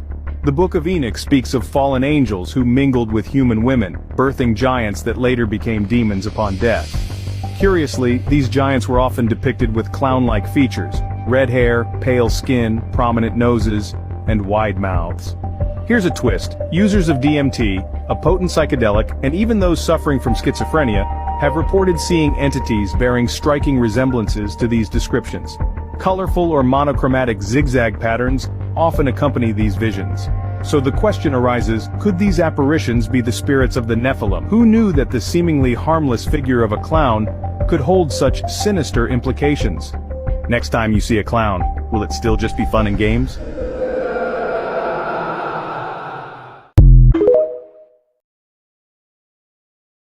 The more I hear this story, the more it freaks me out. I mean, the idea that someone could be hiding in the backseat of your car without you even realizing it is pretty terrifying, and after hearing this story, I promise you will never get in your car the same way again. I know I won't. The killer in the backseat, also known as high beams, is one of those urban legends that just sticks with you, and it makes you double check your surroundings because the truth is you never really know who might be waiting for you. So the story typically starts with a classic nightmare situation. A woman is driving all alone late at night when she notices the same truck has been behind her for way too long. At first, she brushes it off and assumes the driver must be going in the same general direction as her, but as the miles pass, it becomes clear that she's being followed. She speeds up, and sure enough, the truck does the same. She switches lanes, even passes a car, and he does the same thing. But then he starts flashing his high beams, turning them on and off over and over again. And each time the high beams flood her car, she's practically blinded. She has no idea if this is some kind of road rage, if he's trying to pass her, or just freak her out, but eventually she pulls into her driveway, a family member or her husband walks out, and she desperately yells for them to call the police. But the nightmare was just getting started. This creepy man who was following behind her, tailgating her, and flashing his high beams jumps out of his truck and starts to explain that he was just trying to save her because he was not the one she needed to be afraid of. Upon further investigation, a man is found crouched in the backseat of the woman's car with a knife. As it turns out, every time this man sat up with a knife ready to attack her, the truck driver would turn on his high beams, which scared the killer back into hiding. But that's just one version of this story. In another version, the woman stops for gas on her way home. She pays at the pump, fills her tank, and just as she's about to leave, the gas station attendant's voice comes on over the loudspeaker and tells her she needs to come inside because there's been an issue with her payment. Now, she's frustrated, ready to go home, but she goes inside anyways to sort it all out, and that's when the gas station attendant tells her the real reason he called her inside. He saw a man in the backseat of her car with a knife, and the police are already on their way. Now, there are so many different versions of this story. It's been circulating for years, possibly dating back to the 1960s. There was a folklore publication pushed out in 1968 where this story was noted by Carlos Drake. And obviously these are fictional, but one question I've always had about this urban legend is whether or not it was actually based on a true story. And after digging deeper, I found one case that's often associated with it. It's very different from the legend itself, but it kept coming up over and over again in my research. Some speculate that the story may have been inspired by a case from 1964 in which an escaped murderer hid in the backseat of a car only to be shot by the car's owner, who turned out to be a police detective. There's really not much to go on with this case, that's what we know. Beyond the classic retellings, this story really has taken on a life of its own, making its way into books like Scary Stories to Tell in the Dark, movies like Urban Legend, American Horror Stories even had an episode in 2022 with the same concept. But beyond entertainment, this urban legend is often told as a cautionary tale. Always check your backseat before you get into your car, always lock your doors even if you're stepping away for a second, because you never know who might be waiting for you. Let me know in the comments, did you grow up hearing this story? Do you know any other variations? If you do, I would love to hear them.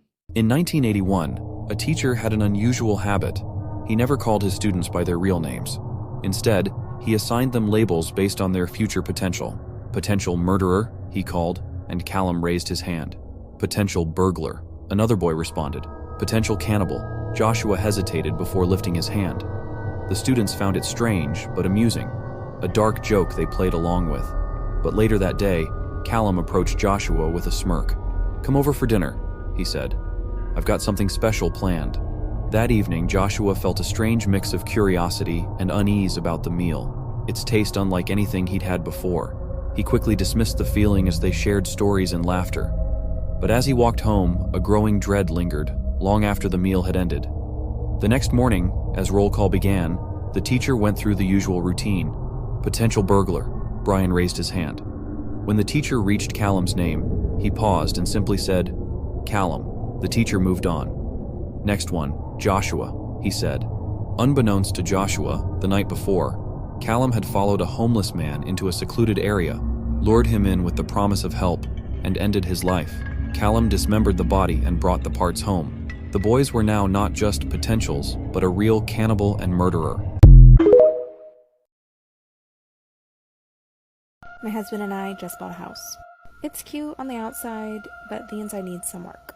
He has been working on the bigger stuff, like turning the kitchen into the master bedroom, and I have been on wallpaper removal duty. Almost everything is covered in wallpaper, the ceilings and the walls. It's super weird. But I am kind of having fun peeling it off. It's like when you get a sunburn and you're peeling your skin on your shoulders.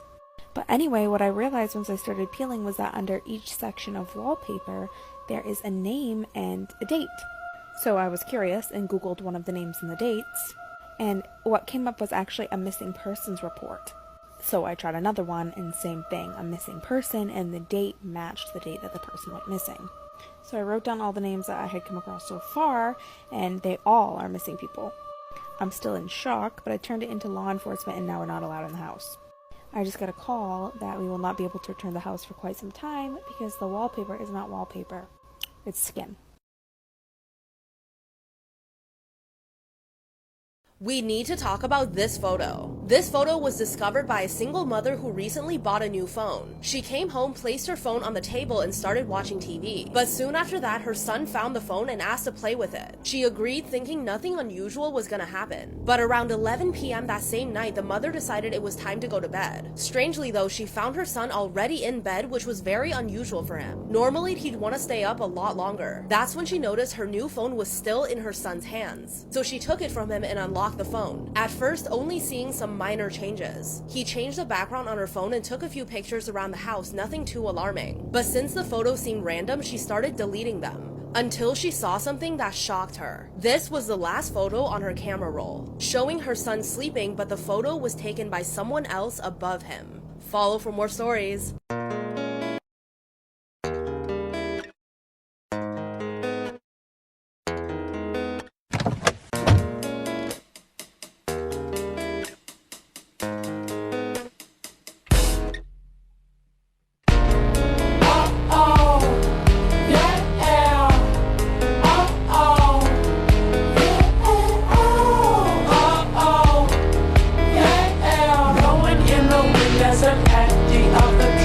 He hunted people for sport, and no one suspected a thing. By day, Robert Hansen was a quiet baker in Anchorage, Alaska. By night, he was a predator with a private plane and a twisted secret. Between the 1970s and 80s, Hansen targeted women he believed wouldn't be missed. He'd kidnap them, fly them deep into the wilderness, and release them, only to hunt them like animals. For years, he got away with it. But in 1983, one woman escaped and led police straight to him. Inside his home, they found weapons, trophies, and a map marking his victims' burial sites. Hansen confessed to killing at least 17 women. He was sentenced to 461 years in prison and died in 2014.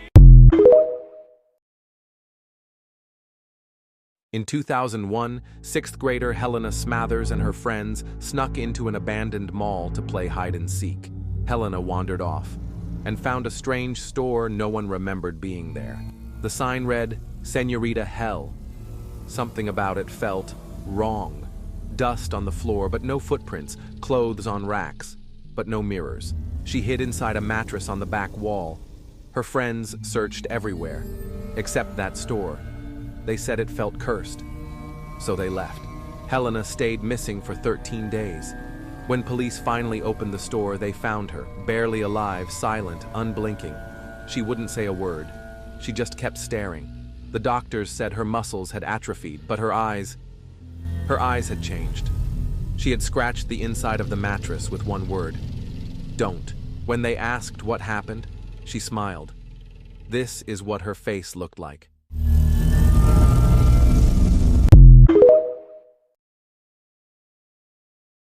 She deep-fried her husband's head and baked it in the oven with barbecue sauce. And what's more disgusting is that she said it tasted really sweet and tender. This all started December 1st, 1991. 23-year-old Amima pulls up to a friend's house. She looks stressed, like visibly shaken up, and she asks him, "Hey, can you help me get rid of my husband's body?" Her friend's like, "I'm sorry, what?" And immediately tells her to get the f out. And the second she leaves, he does what any of us would do, I hope, and calls cops. Police show up to Amima's apartment, and what they walk into is a crime scene so disturbing, sees seasoned officers had to step out and collect themselves. A quick warning, this case gets extremely graphic, so if you're not ready for that, I totally understand, and I will see you in my next video. But let's continue. Inside of Amima's apartment, all the furniture, the floors, carpets, walls, everything was drenched in blood. And then in the kitchen was a pot on top of the stove. And inside of it was chunks of her husband's body, Bill Nelson. But hold on, if you think that's the worst part, it's not even close. They checked the freezer, and inside was her husband's head. It had been deep fried, wrapped in aluminum, and saved for leftovers. I feel like throwing up. And right next to it was his hands just sitting there. By this point, these poor officers don't even want to keep searching. I feel like they're gonna see their dingling somewhere. And by that point, they kept searching, and they found 7 separate containers all filled with body parts. Oh my god, that's disgusting.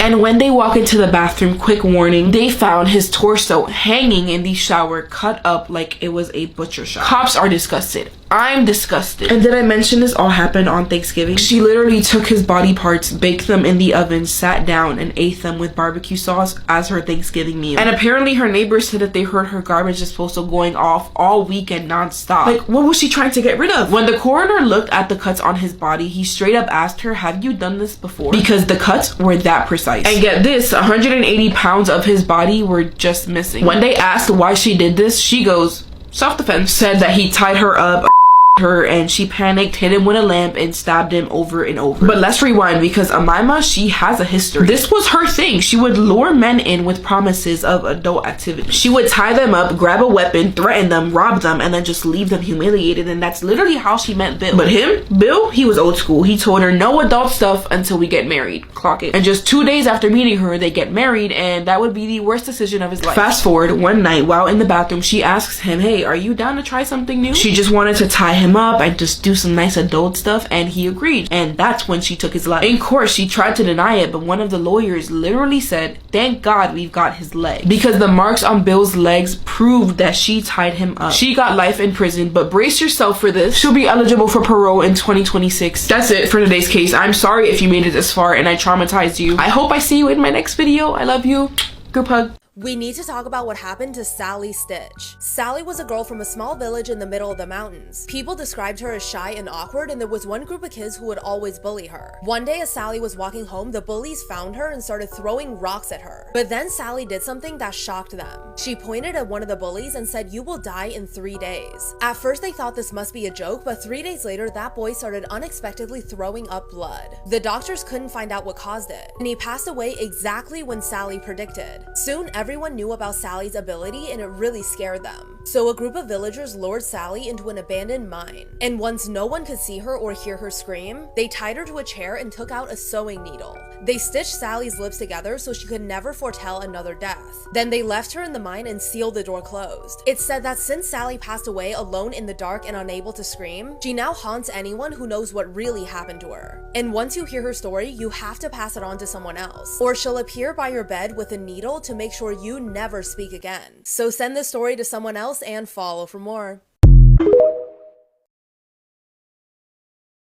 This is a real and terrifying story. A woman was returning home from work when she realized she was being followed by a strange man. He trailed her into the building, climbed the stairs behind her, and continued to follow her closely in the dark hallway. Sensing danger, the woman quickened her pace and rushed to her apartment door. Meanwhile, the man pretended to be on his phone, waiting for the right moment to act. As soon as she entered and tried to close the door, he attempted to follow her inside. Fortunately, her boyfriend, a strong and imposing man, was home. The presence of her boyfriend scared the stalker away, and he fled immediately. It's chilling to think what could have happened if she had been alone that night. In another equally alarming incident, a woman living alone faced a terrifying situation late at night. The electricity in her apartment suddenly went out. What she didn't know was that someone was watching her from the darkness. Suspicious, she carefully avoided leaving her room. Instead, she used her phone to access the security cameras and check outside. However, she couldn't see anything unusual. Even so, something felt off. Looking out the window, she noticed that the neighboring buildings were fully lit, which made it clear that the power outage was isolated to her apartment. Acting swiftly, she decided to call the police, but did so discreetly to avoid alerting the intruder. About 10 minutes later, the police arrived. After a thorough search, they found a man hiding in another room of the apartment. It's horrifying to imagine what could have happened if she had gone out to investigate alone, without the help of the cameras or the police.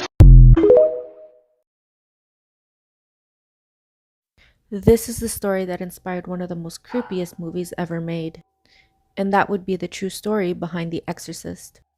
And this story takes us to a small town known as Cottage City in Maryland in the 1940s. And it all took place in this very house right here. And this is where we meet 13-year-old Ronald Hunkler. So from what we know, he seemed to have a very normal upbringing, and he was said to have been fairly close with his aunt. And his aunt also happened to be extremely spiritual and believed in the paranormal. And before his aunt passed away, she had taught him how to use the Ouija board. Then in January of 1949, Ronald started experiencing some very strange paranormal activity inside the home shortly after his aunt had passed away. He was hearing all sorts of strange noises coming throughout the house. But the part that creeped him out the most was that his mattress would move on its own. And at first, Roland's mother thought all of these strange happenings were coming from his aunt who had just passed away. So instead of being afraid of this spirit, they decided to reach out to it using the Ouija board.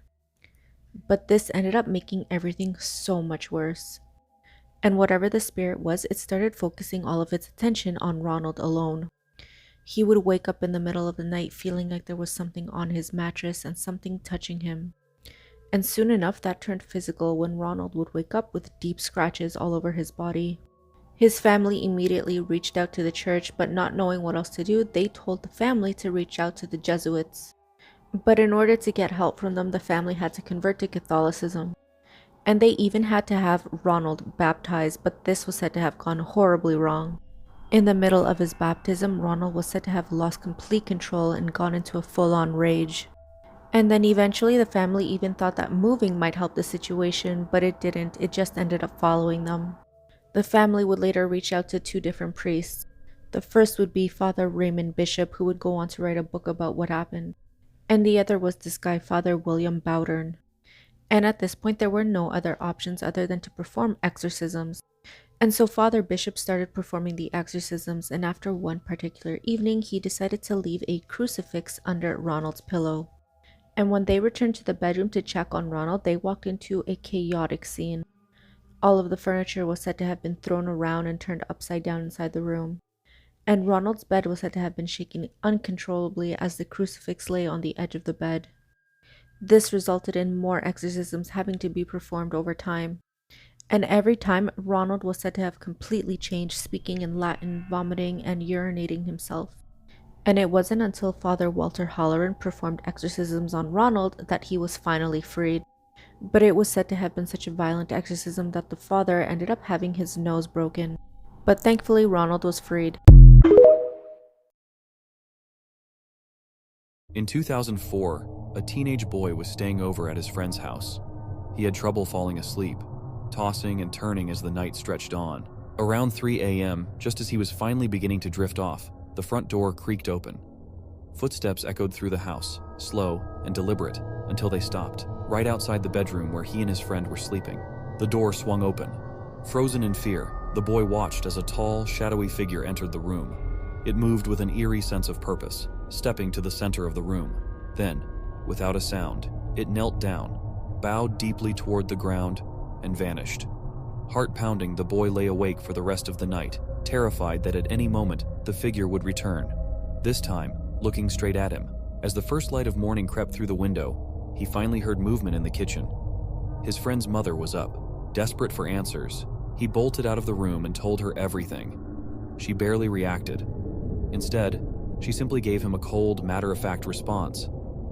"My husband visited me last night too." There was probably some type of secret projects going on there. Something secretive was happening around there. The fact that they closed everything up and didn't want people going near it. So how did this idea of the Montauk Project ever existing even come about? Because obviously there's no official release from the military or even the CIA or any declassified files that I could find that actually specifically reference a Montauk Project. And it actually originates from a man named Preston Nichols, who believes he worked in the Montauk Project. And he kind of put all of his experiences into a series of books, which he titled The Montauk Project Experiments in Time. To sum up the stories in the books, he talks about a lot of different things, including military and government experiments pertaining to mind control, even contact with alien life, time travel, teleportation, Apollo moon landings he even talks about. So he believes those were staged as well. Essentially, after Preston published these books that he wrote, people began to come forward saying that they could corroborate his stories, and they had their own stories that were very similar. Forest Haven Asylum, located in Laurel, Maryland, was once a sprawling institution meant to care for those with mental and developmental disabilities.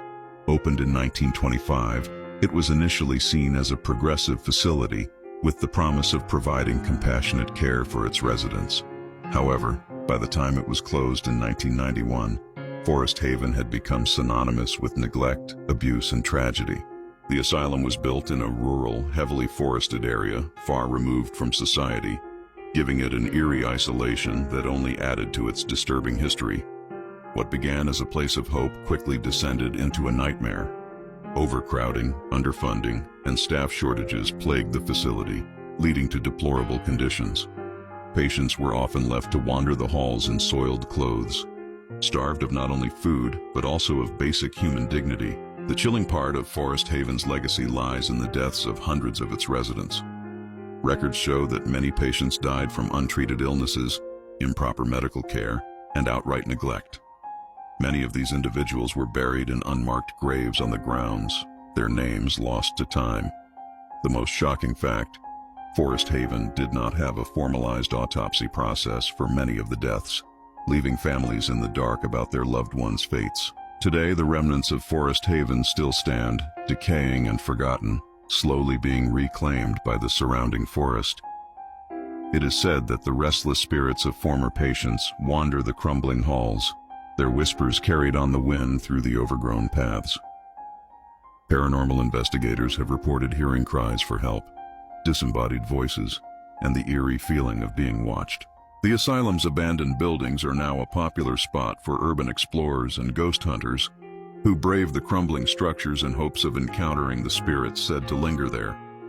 Many claim to have seen shadowy figures darting through the hallways or have heard faint voices calling out from the darkness. Forest Haven Asylum stands as a haunting reminder of how those who were most vulnerable were forgotten, neglected, and abused. Its ghostly presence remains, both in the minds of those who have explored its ruins and in the very real spirits believed to still haunt the grounds. In 1986, 3 teenage boys were throwing chunks of concrete off a highway bridge. One of those chunks smashed through the windshield of a car carrying a college student and her friend. The boys rushed down to the scene and found the girls miraculously unharmed. Pretending to help, they offered to drive them to a nearby payphone. But their true intentions were far more sinister. While they did take the girls to a phone, they never brought them back to their car like they had promised. Instead, 2 of the boys drove them to a remote field while the third left the scene. There, the remaining 2 subjected the girls to hours of unthinkable torture and assault. At one point, one of the attackers carelessly said the other's name in front of the victims. That slip-up sealed their fate. Knowing the girls could now identify them, the boys made a brutal decision and ended their lives. 21-year-old Wendy Afredo and 20-year-old Dawn McCreary tragically lost their lives that night. Thankfully, all 3 boys were caught shortly after. Richard Cooey was sentenced to death. However, Clinton Dickens received only a life sentence, as he was still 6 months away from being considered a legal adult. The third man, Kenneth Horonetz Jr., was released on parole after just 1 year, because he had left the scene early. Despite later arguing that his obesity made execution inhumane, Richard Cooey was executed by lethal injection in 2008. Thing. I know I'm home alone tonight and I just heard a noise. So if there's a home intruder listening right now, I'm naked and I have a tomahawk. Now I'm about to go take a sip of some lemonade. So if when I'm done sipping on my lemonade and I hear another noise, I'm gonna sweep this house naked with my tomahawk. Now here's the thing, if when I do so naked with my tomahawk, I find someone that shouldn't be here, I'm gonna make the beaches of Normandy. My door just keeps opening by itself. Watch, here, look. Nobody. Nobody in this house. Nobody. Now watch. Look, let me close this door. Watch it. 3, 2. Oh, heck no. No. Okay, God. Look. Nothing. Dogs barking and everything.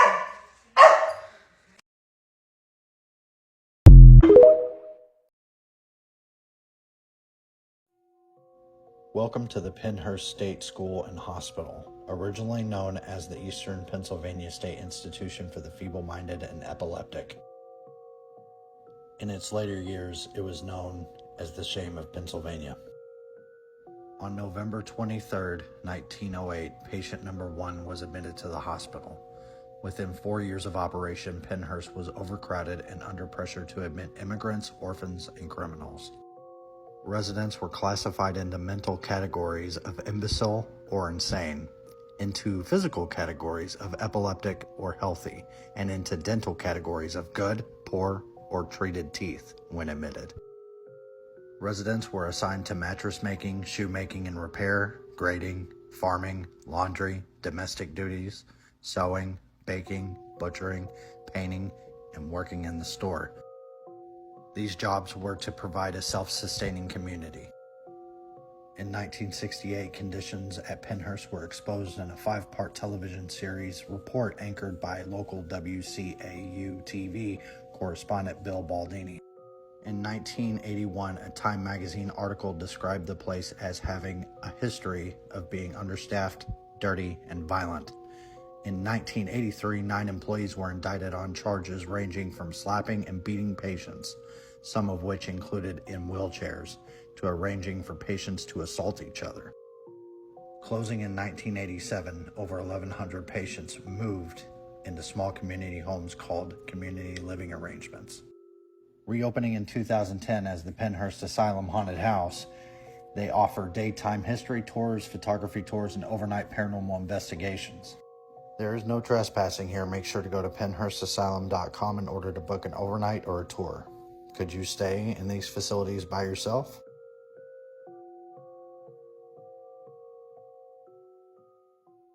What was this girl actually possessed by? This is the true story of exorcism.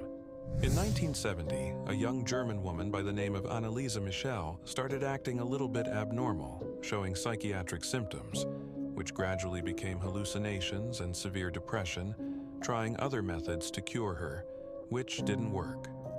Her family was convinced that she was possessed by demons. They got 2 Catholic priests to defuse the situation. However, it became worse, and she went through 67 exorcisms, which sounded like...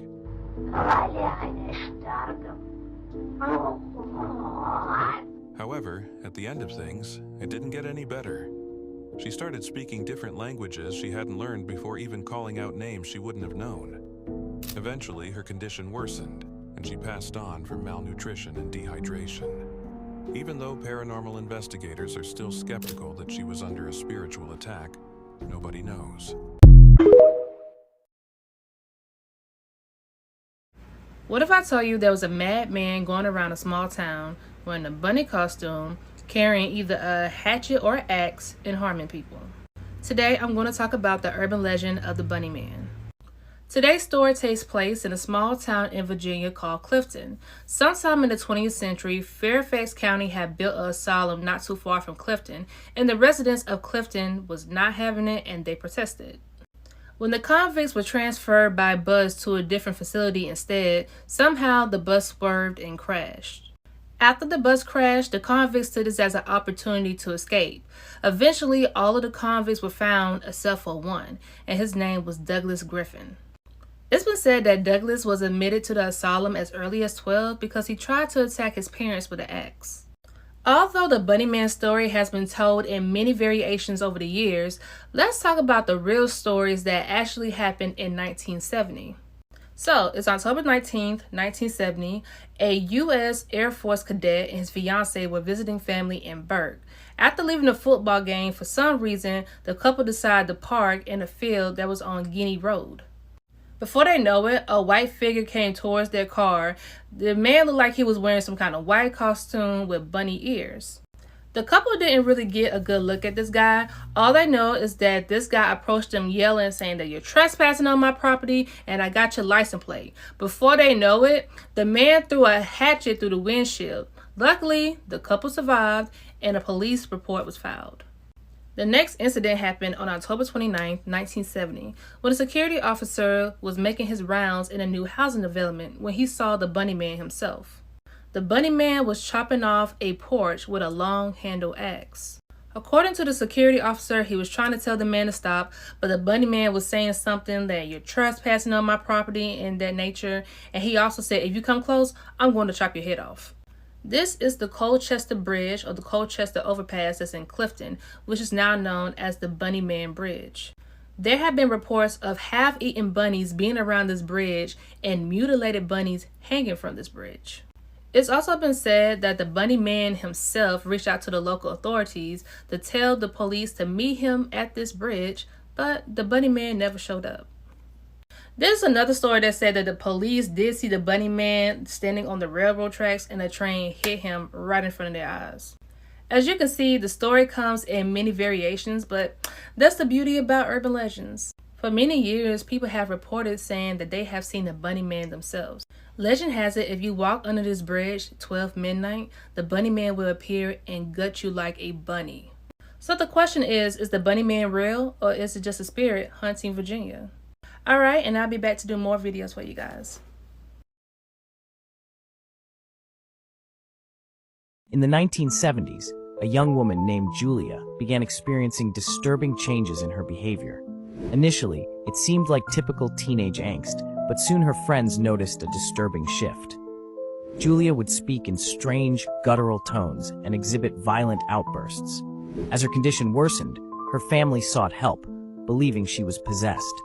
Medical evaluations revealed no physical illnesses, leading them to consult a priest. The priest conducted a preliminary investigation and, convinced of the supernatural influence, initiated a series of exorcism rites. Julia's transformation during these exorcisms was alarming. She would levitate, her eyes changing to a deep black, as if void of humanity. Witnesses described the atmosphere as chilling, filled with an overwhelming sense of dread. Over multiple sessions, the priest reportedly invoked powerful prayers and commands to expel the entity. After weeks of battling the unseen force, Julia's condition improved, and she eventually regained her life. This haunting case remains a profound testament to the beliefs surrounding demonic possession, raising questions about the boundaries of faith and science. Julia's story continues to evoke terror and fascination, a reminder of the unseen battles that may lurk within us all. We didn't really think it was a blood curse until we were older. The first time that I ever saw the entity, he does have a name, Zanies. Crazy, lunatic. Well, that's actually the name of the demon. His name is Zany. That's the name that he gave us when we were kids. Well, Zany, he has a white face. He has a huge mouth whenever he appears. His hair is shaggy and crazy, and he's tall. He's like 6'4", 6'7". He's been the same way since day one, since I was 3 years old. And so the first time I ever saw him, I was 3, had nap time for Sunday. And I remember falling asleep. And I always sleep with my head under the covers because, all the stuff that I experienced as a kid, it was comfortable for me. It was comforting. So I always slept with my head under the covers. I remember him ripping the covers off my bed. And he was standing at the foot of the bed. And he was just staring at me. And when he was staring at me, he looked at me and I looked at him. And I'm start screaming because I'm a little kid. And he puts his finger up to his mouth like this. He does like the shh. And then he has a big old smile. And then he goes like shakes his head like, no, like be quiet, basically. Patients at this mental asylum were tortured and never allowed to leave. The hospital was nicknamed the place of no return. Patients were tied to their beds for days without food or water, many of which were children.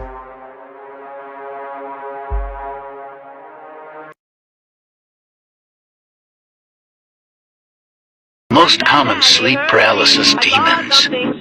The Shadow Man, usually seen between 2 to 3 a.m., stands at the end of your bed or in the darkest corner of your room. This man bit a snake and killed it. In July 2024, 35-year-old railway worker Santosh Lahar fell asleep after a long day. Just past midnight, a sudden stabbing pain tore through his leg.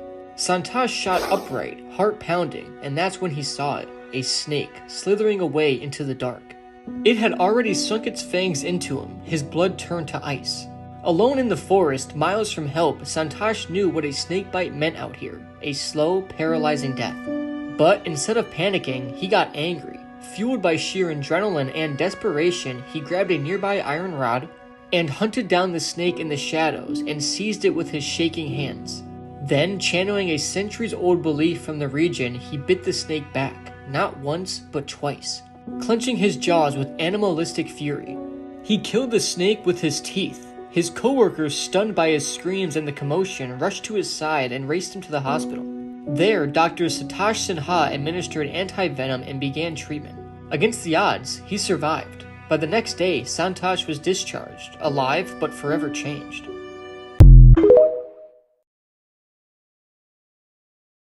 Chicago, 1982, Cabrini Green Projects. Loud, alive, full of shadows. And Monique Taylor was just 19, working nights down at a Greasy Spoon. She wanted that job so bad.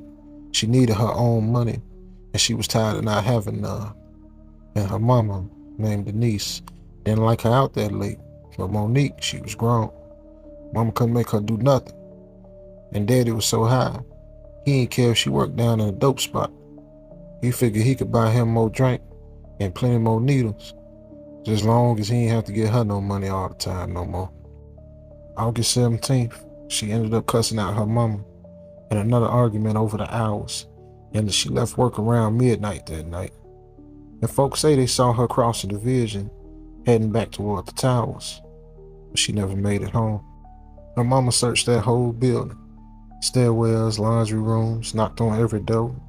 Nothing. No screaming, no signs, no clues. None of her clothing, book bag, purse, none of that stuff. And the cops, of course, said maybe she just ran off. But around here, folks knew better. They talk about how that stairwells get real dark at night, and how the lights always go in and out, and how sometimes you can see the man with no eyes. This is a 100% true story that happened to a woman in Madison, Wisconsin. Now, there was this woman named Sherry who moved into this house with her 2 children in Madison, Wisconsin. Now, she said, at the time, she didn't believe in anything supernatural. She really thought that was a bunch of nonsense. But she said, right away when they moved in, she would notice, out of the corner of her eye, sometimes shadows moving across the walls. She would hear strange noises that she couldn't explain. But she said for the most part, it was just a normal house. One night, she's upstairs in her bedroom and she's folding laundry. She hears talking coming from her son's room. So she makes her way over to his room, the door's closed, and she hears her son having a full-on conversation with someone. And she's like, who is he talking to, at 12:30 at night? So she opens the door, and when she looks in his room, he is not in his bed. So she starts yelling for him. She looks down and sees him next to the side of his bed, on his knees, crouched down, with his head under the bed, talking to someone. And she's like, hey, who are you talking to? Like, who's under there? And her son's like, I can't tell you. And she said, what do you mean you can't tell me? Like, who's under the bed? And he's like, I can't say. He'll get mad. And she's like, what? Who's under there? So she runs over to the bed and she looks underneath there. It's empty. There's nothing under there. So she's like, you know what? Just get back in bed. Like, just stop, doing whatever you're doing. Several weeks pass, and on a regular basis, she keeps finding her son talking to someone under the bed, except there's no one there. So after a few weeks of this happening, she thinks maybe something is wrong with her son. So she takes him to this child therapist. The therapist like assesses him and says, you know, he seems completely fine. It's probably just his imagination. So several months pass and he keeps on doing this. Well, one day she's sitting down in the living room with him and they're talking when she notices he has some scratches and bruises like all over his body. And she's like, where did you get those scratches and bruises from? Like, what's going on? And he's like, I can't say, I can't tell you. And she's like, yes, you have to tell me, like, what is going on with you? And finally he breaks down and he starts crying and stuff. And he just starts freaking out. And then he runs up to his room. So the mom, you know, at this time is like, I don't know what to do. Like, what is going on with my son? Like, she's just panicking. Later that night, she's awoken to her son screaming in his bedroom. She runs as fast as she can. She goes in his room. She finds him halfway underneath the bed. He's grabbing onto the bed frame, and it looks like something is pulling him under the bed. So she immediately grabs him, pulls him out from under the bed. She looks under there. There's no one there. So she's like, you know what? This is weird. Like, you're sleeping with me tonight. You're going to be in bed with me tonight. So they go back to her bedroom. He lays down. He falls asleep. She's sitting in bed. She can't sleep. She's like freaked out about this whole situation. When all of a sudden she hears, shh, hey, come under the bed. And she's like, what? She looks over. Her son is sleeping. But then once again, she hears, hey, come here under the bed. I need to talk to you. And it's like a man's voice. And she's like, no, who are you? Like, go away. And the man's like, come on, get under the bed. I need to tell you something. And like, she's like, no, I'm not going under the bed. And she said this man, whoever he was, just started yelling obscenities and getting really angry. So she grabs her son. They get out of the house. And she said she left that night and never went back. And still to this day, that house sits there. And she said she's talked to the neighbors, and they said since she's moved, like several families have lived there, and they move out immediately. This is what we're gonna do. For you, I am going to go step by step, piece by piece, through the CIA documents called Gateway Process. You can see at the top here, even though these experiments took place back in the 80s, these documents have been available to the general public since 2003. So not only does this project confirm transcendental meditation, hypnosis, and even the law of attraction and manifestation, which this document refers to as biofeedback. It refers to all of these outlets as reasonable starting points to access the gateway. Theory is that the reason this has been ignored by the general public for so long is because these documents are actually really long, really difficult to get through by yourself. It's convoluted, it's wordy. I decided to create this series, break everything down for you in part, along with my own analogies and explanations, in language you can hopefully easier understand. Everyone knew Auntie Mopalola. She welcomed every traveler with warm food and a safe bed, but one night, the wrong visitor came knocking. If you love creepy stories like this, make sure to follow for more. A heavy knock shook her door. Outside stood a woman, soaked from head to toe, her wide eyes burning in the dark. Without thinking, Auntie Mopalola pulled her inside. She slammed the door shut and stoked the fire higher. The woman said nothing. She just stared at the flames, water dripping from her tattered dress. She didn't blink. She didn't move. She just sat there, smiling a broken smile. Hours passed. The storm raged outside. The fire began to die. Mopalola grew uneasy. She whispered a prayer under her breath. The visitor finally moved. The woman turned to her and spoke in a voice like the crackling fire.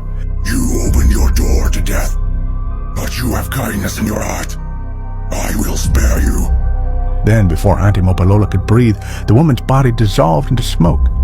The mist rushed out the door as if pulled by invisible hands. Mopalola collapsed to the floor, clutching her chest, gasping for air. By morning, the village found her still alive, shaking but breathing. A deep black mark burned into her doorway, a warning that death had come and had been turned away. Auntie Mopalola never opened her door again, but she lived long enough to tell the story herself and to warn others kindness can save you, but only once. I'm going to play a recording of people chanting, "That is embarrassing," 4 times. After the 4th time, write down what you hear.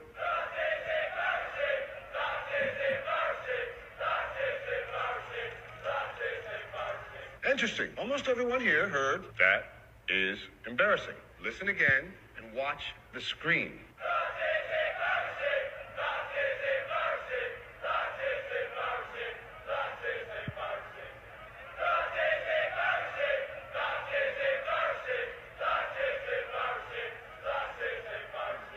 You heard the same thing every single time. Our eyes and ears take in electrical signals which our brains interpret based on our expectations. We don't see reality.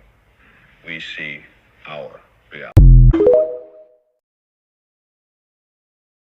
I need to warn you that this next audio clip may trigger some weird feelings and memories if you were ever a part of the gifted and talented education, special education, or speech therapy programs while in school. This is the exercise for your own development process designed by you.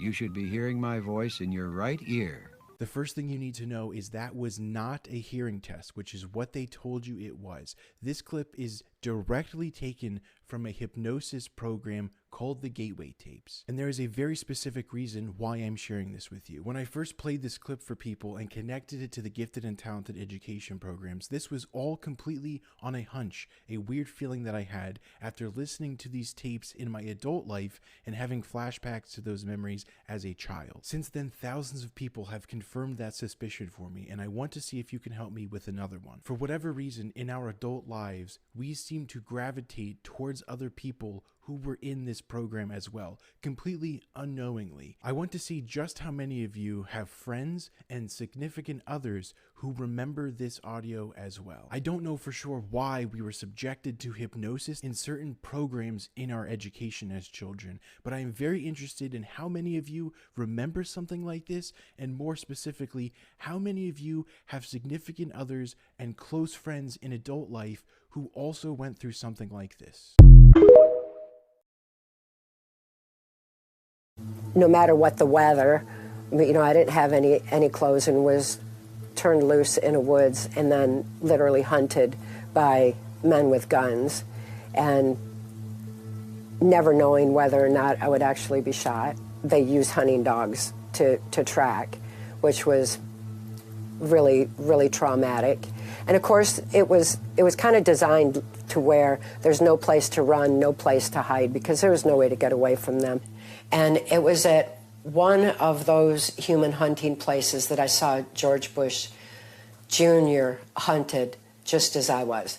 And his own father and Dick Cheney were a part of extreme trauma base for him, because they were creating a Manchurian candidate who would become president. Go on. So the ghosts stay in the girl made him stop eating candy. It was absolutely horrible that anybody was being hunted.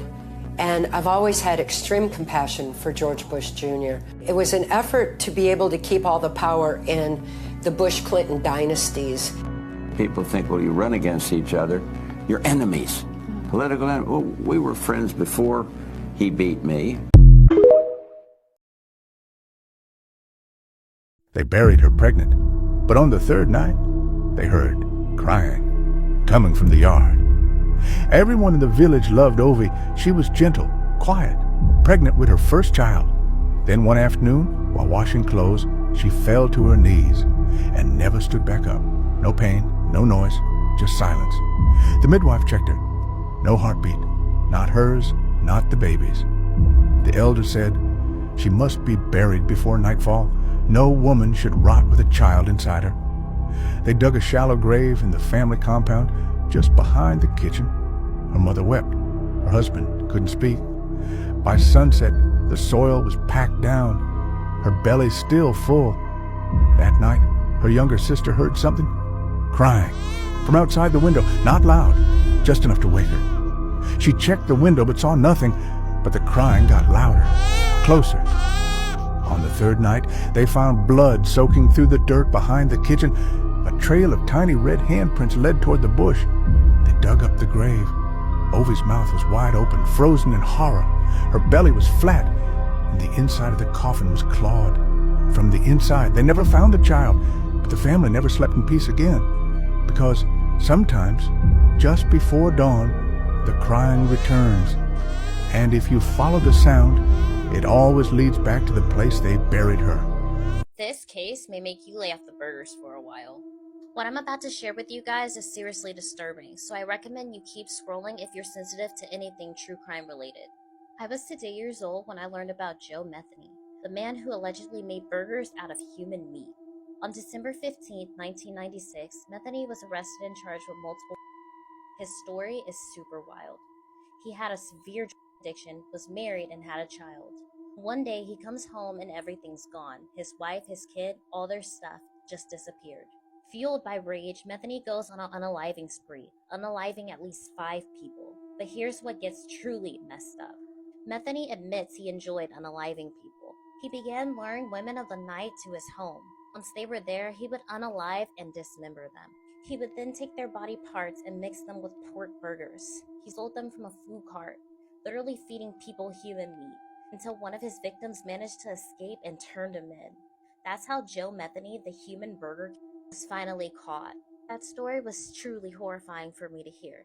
Let me know how you feel in the comments. In 1947, 5 prisoners were kept in a sealed gas chamber for 30 days and given an experimental gas to keep them awake in what is known as the Russian sleep experiment. After 5 days, their conversations became darker, and one began screaming uncontrollably after 9 days. On the 15th day, they found 4 subjects had mutilated and disemboweled themselves, with one dead. They begged for the stimulant and exhibited extreme strength, and if they fell asleep, they would die. 3 were prepared to return to the chamber, but 1 fell asleep and died. The military ordered 3 researchers to be closed in with 2 remaining subjects. 1 researcher killed the commander and the mute subject, and the surviving subject said they were an inherent evil inside the human mind, kept in check by sleeping. The researcher shot him, and he muttered his final words, "So nearly free." Possibly in Michigan is one of the most confusing shorts I've seen. It's also one of my most requested videos.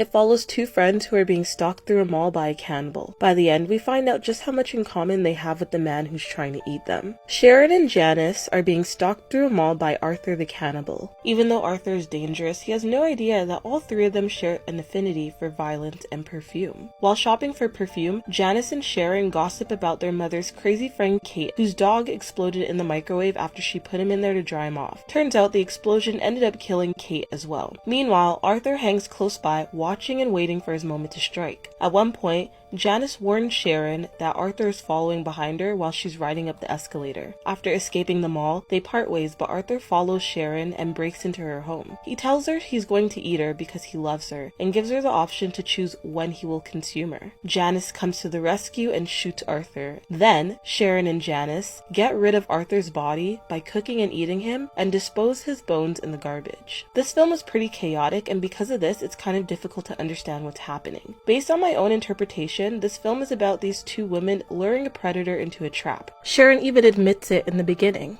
Strangely, she had a way of making the violence seem like it was their idea. Arthur is a cannibal who preys on women. He even admits that 6 other victims fell prey to his violence. When he spots Sharon and Janice, their beauty and scent are what drew him in. He had no idea that hidden behind the beautiful exteriors they presented were animals who were just as violent as he was, and that everything they presented to the outside world were merely masks that hid the monsters within. Arthur liked perfume because it made his victims smell so delicious that he felt completely enamored enamored by them to the point where he couldn't control his urges. Sharon and Janice liked perfume because it captured the attention of creeps like Arthur, who they lured to their home so they can eat them. We know Sharon already knew about Arthur. Sharon even talks about this guy she dated who wore masks and ate his girlfriends, and imagined himself as a frog who could turn into a Prince Charming after he kisses the one he loves. And because she's never seen his face because he always wore masks, in her flashback he's a mannequin, and that's why she's surrounded by men wearing masks, the same masks that he wore on her front lawn. Arthur may have believed he was in control the entire time, but all he did was fall into their plan. Also, there's a skull beneath the rock that Arthur uses to throw through Sharon's window. This shows that this isn't their first rodeo. They know how to dispose of a body, and they have eaten others before. I also believe that story they told about their mom's friend Kate who put her poodle in the microwave and it blew up. I think that story is completely bullshit. I think they only made up that story to entice Arthur into following them. That's why they're talking about putting live things in the microwave oven,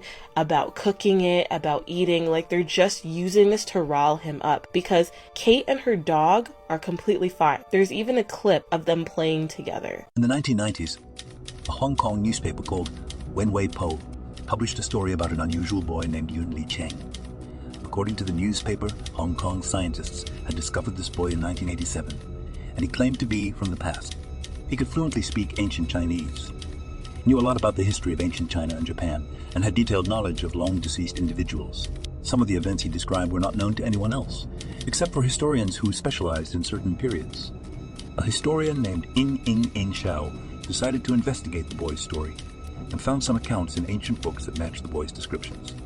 However, after spending a year in our time, the boy disappeared in May 1980. Historian Ing Shao continued studying the books and found an entry that referred to Yun Li Cheng disappearing for 10 years and returning as a madman. The entry described that he had seen enormous birds, magical mirrors, boxes that reached the clouds, multicolored lights that lit up and extinguished on their own. She set up the sleep app, hoping it would help her rest better. Now, this app recorded her sleep noises, like talking or tossing and turning. But one night at 2 a.m., it recorded rustling sounds, like someone searching through her things. Then her half-asleep voice mumbled, "What are you doing?" A deep male voice responded, "Nothing." But she was home alone with her toddler son. 2 more nights, the app recorded the same chilling rustling before she decided to move. And after she left the house, the noises stopped entirely.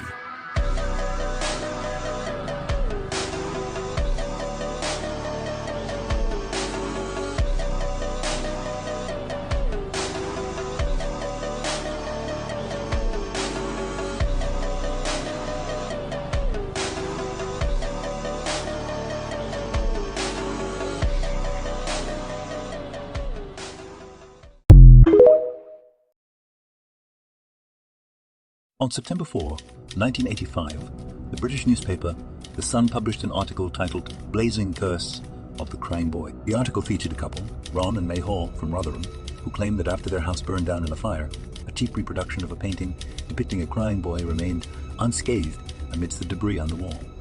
Additionally, the article mentioned that Ron's brother, Peter Hall, worked in the Rotherham Fire Brigade, and one of his colleagues, Alan Wilkinson, claimed that firefighters often found undamaged reproductions of the crying boy painting at fire scene.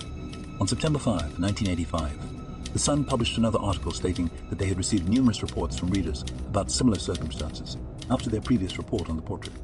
Soon after, another fire occurred in Rotherham, where a reproduction of Anna Zinkgeisen's painting was also present in the house. By the end of September, The Sun decided to fulfill their promise of destroying the reproductions and organized a mass burning. The reproductions were taken out of town and burned, and the newspaper published an article about the event. How did this man travel 800 years into the future? In 1943, an experiment called the Philadelphia Project was conducted in the attempt to use Einstein's unified field theory to make the USS Eldridge invisible. However, things went wrong. and the warship started phasing in and out of time. A survivor, Albalek, and his brother Duncan jumped overboard for safety. When they awoke, they found themselves being treated in a hospital for radiation burns in the year 2137, where he reported that a climate catastrophe had already altered the world, and in the wake of World War III, the U.S. is no more. Subsequently, he was pulled further into the future to the year 2749, where he lived for 2 years, reporting yet again that there was peace on Earth, as everyone lived in mobile floating cities, controlled by a super AI robot. He was then pulled back to his original timeline, where he eventually worked on the Montauk Project. But even though the government has disavowed him, the question we should be asking is, Urban Legends Appear to be True Part 7. The Okiku Doll. Some of us are really afraid of dolls. Maybe they are right. In 1918, in Hokkaido, a man named Aikichi Suzuki bought a bob-cut doll for his sister, Kikuko. Sadly, she passed away. The family named the doll Okiku and noticed something strange. Its hair was growing longer. Believing it to be Kikuko's restless spirit, they entrusted the doll to Manon, GI Temple. Today, Okiku's hair reaches past its knees and reports suggest it has become more terrifying. The priests have nightmares, and visitors claim the doll's mouth is slowly opening with baby teeth emerging. Photography is not allowed when visiting Okiku. this real-life story is what the hit TV series Stranger Things was based on. Did you know that Stranger Things was originally supposed to be called Montauk? Or that real experiments were conducted at Camp Hero or Montauk Air Force Station in Montauk, New York? Stories about the Montauk Project have circulated since the 80s, after residents started reporting strange dreams and headaches after a giant radar array was set up at the facility. According to a whistleblower, Preston Nichols, the facility was set up to explore psychological warfare techniques, which included teleportation, mind control, and time travel. However, it was only after the success of the 1943 Philadelphia experiment, Preston claimed that a real doorway to another dimension was opened up, and something else, or someone else, came through. This eventually caused the place to be shut down. That is why it is said that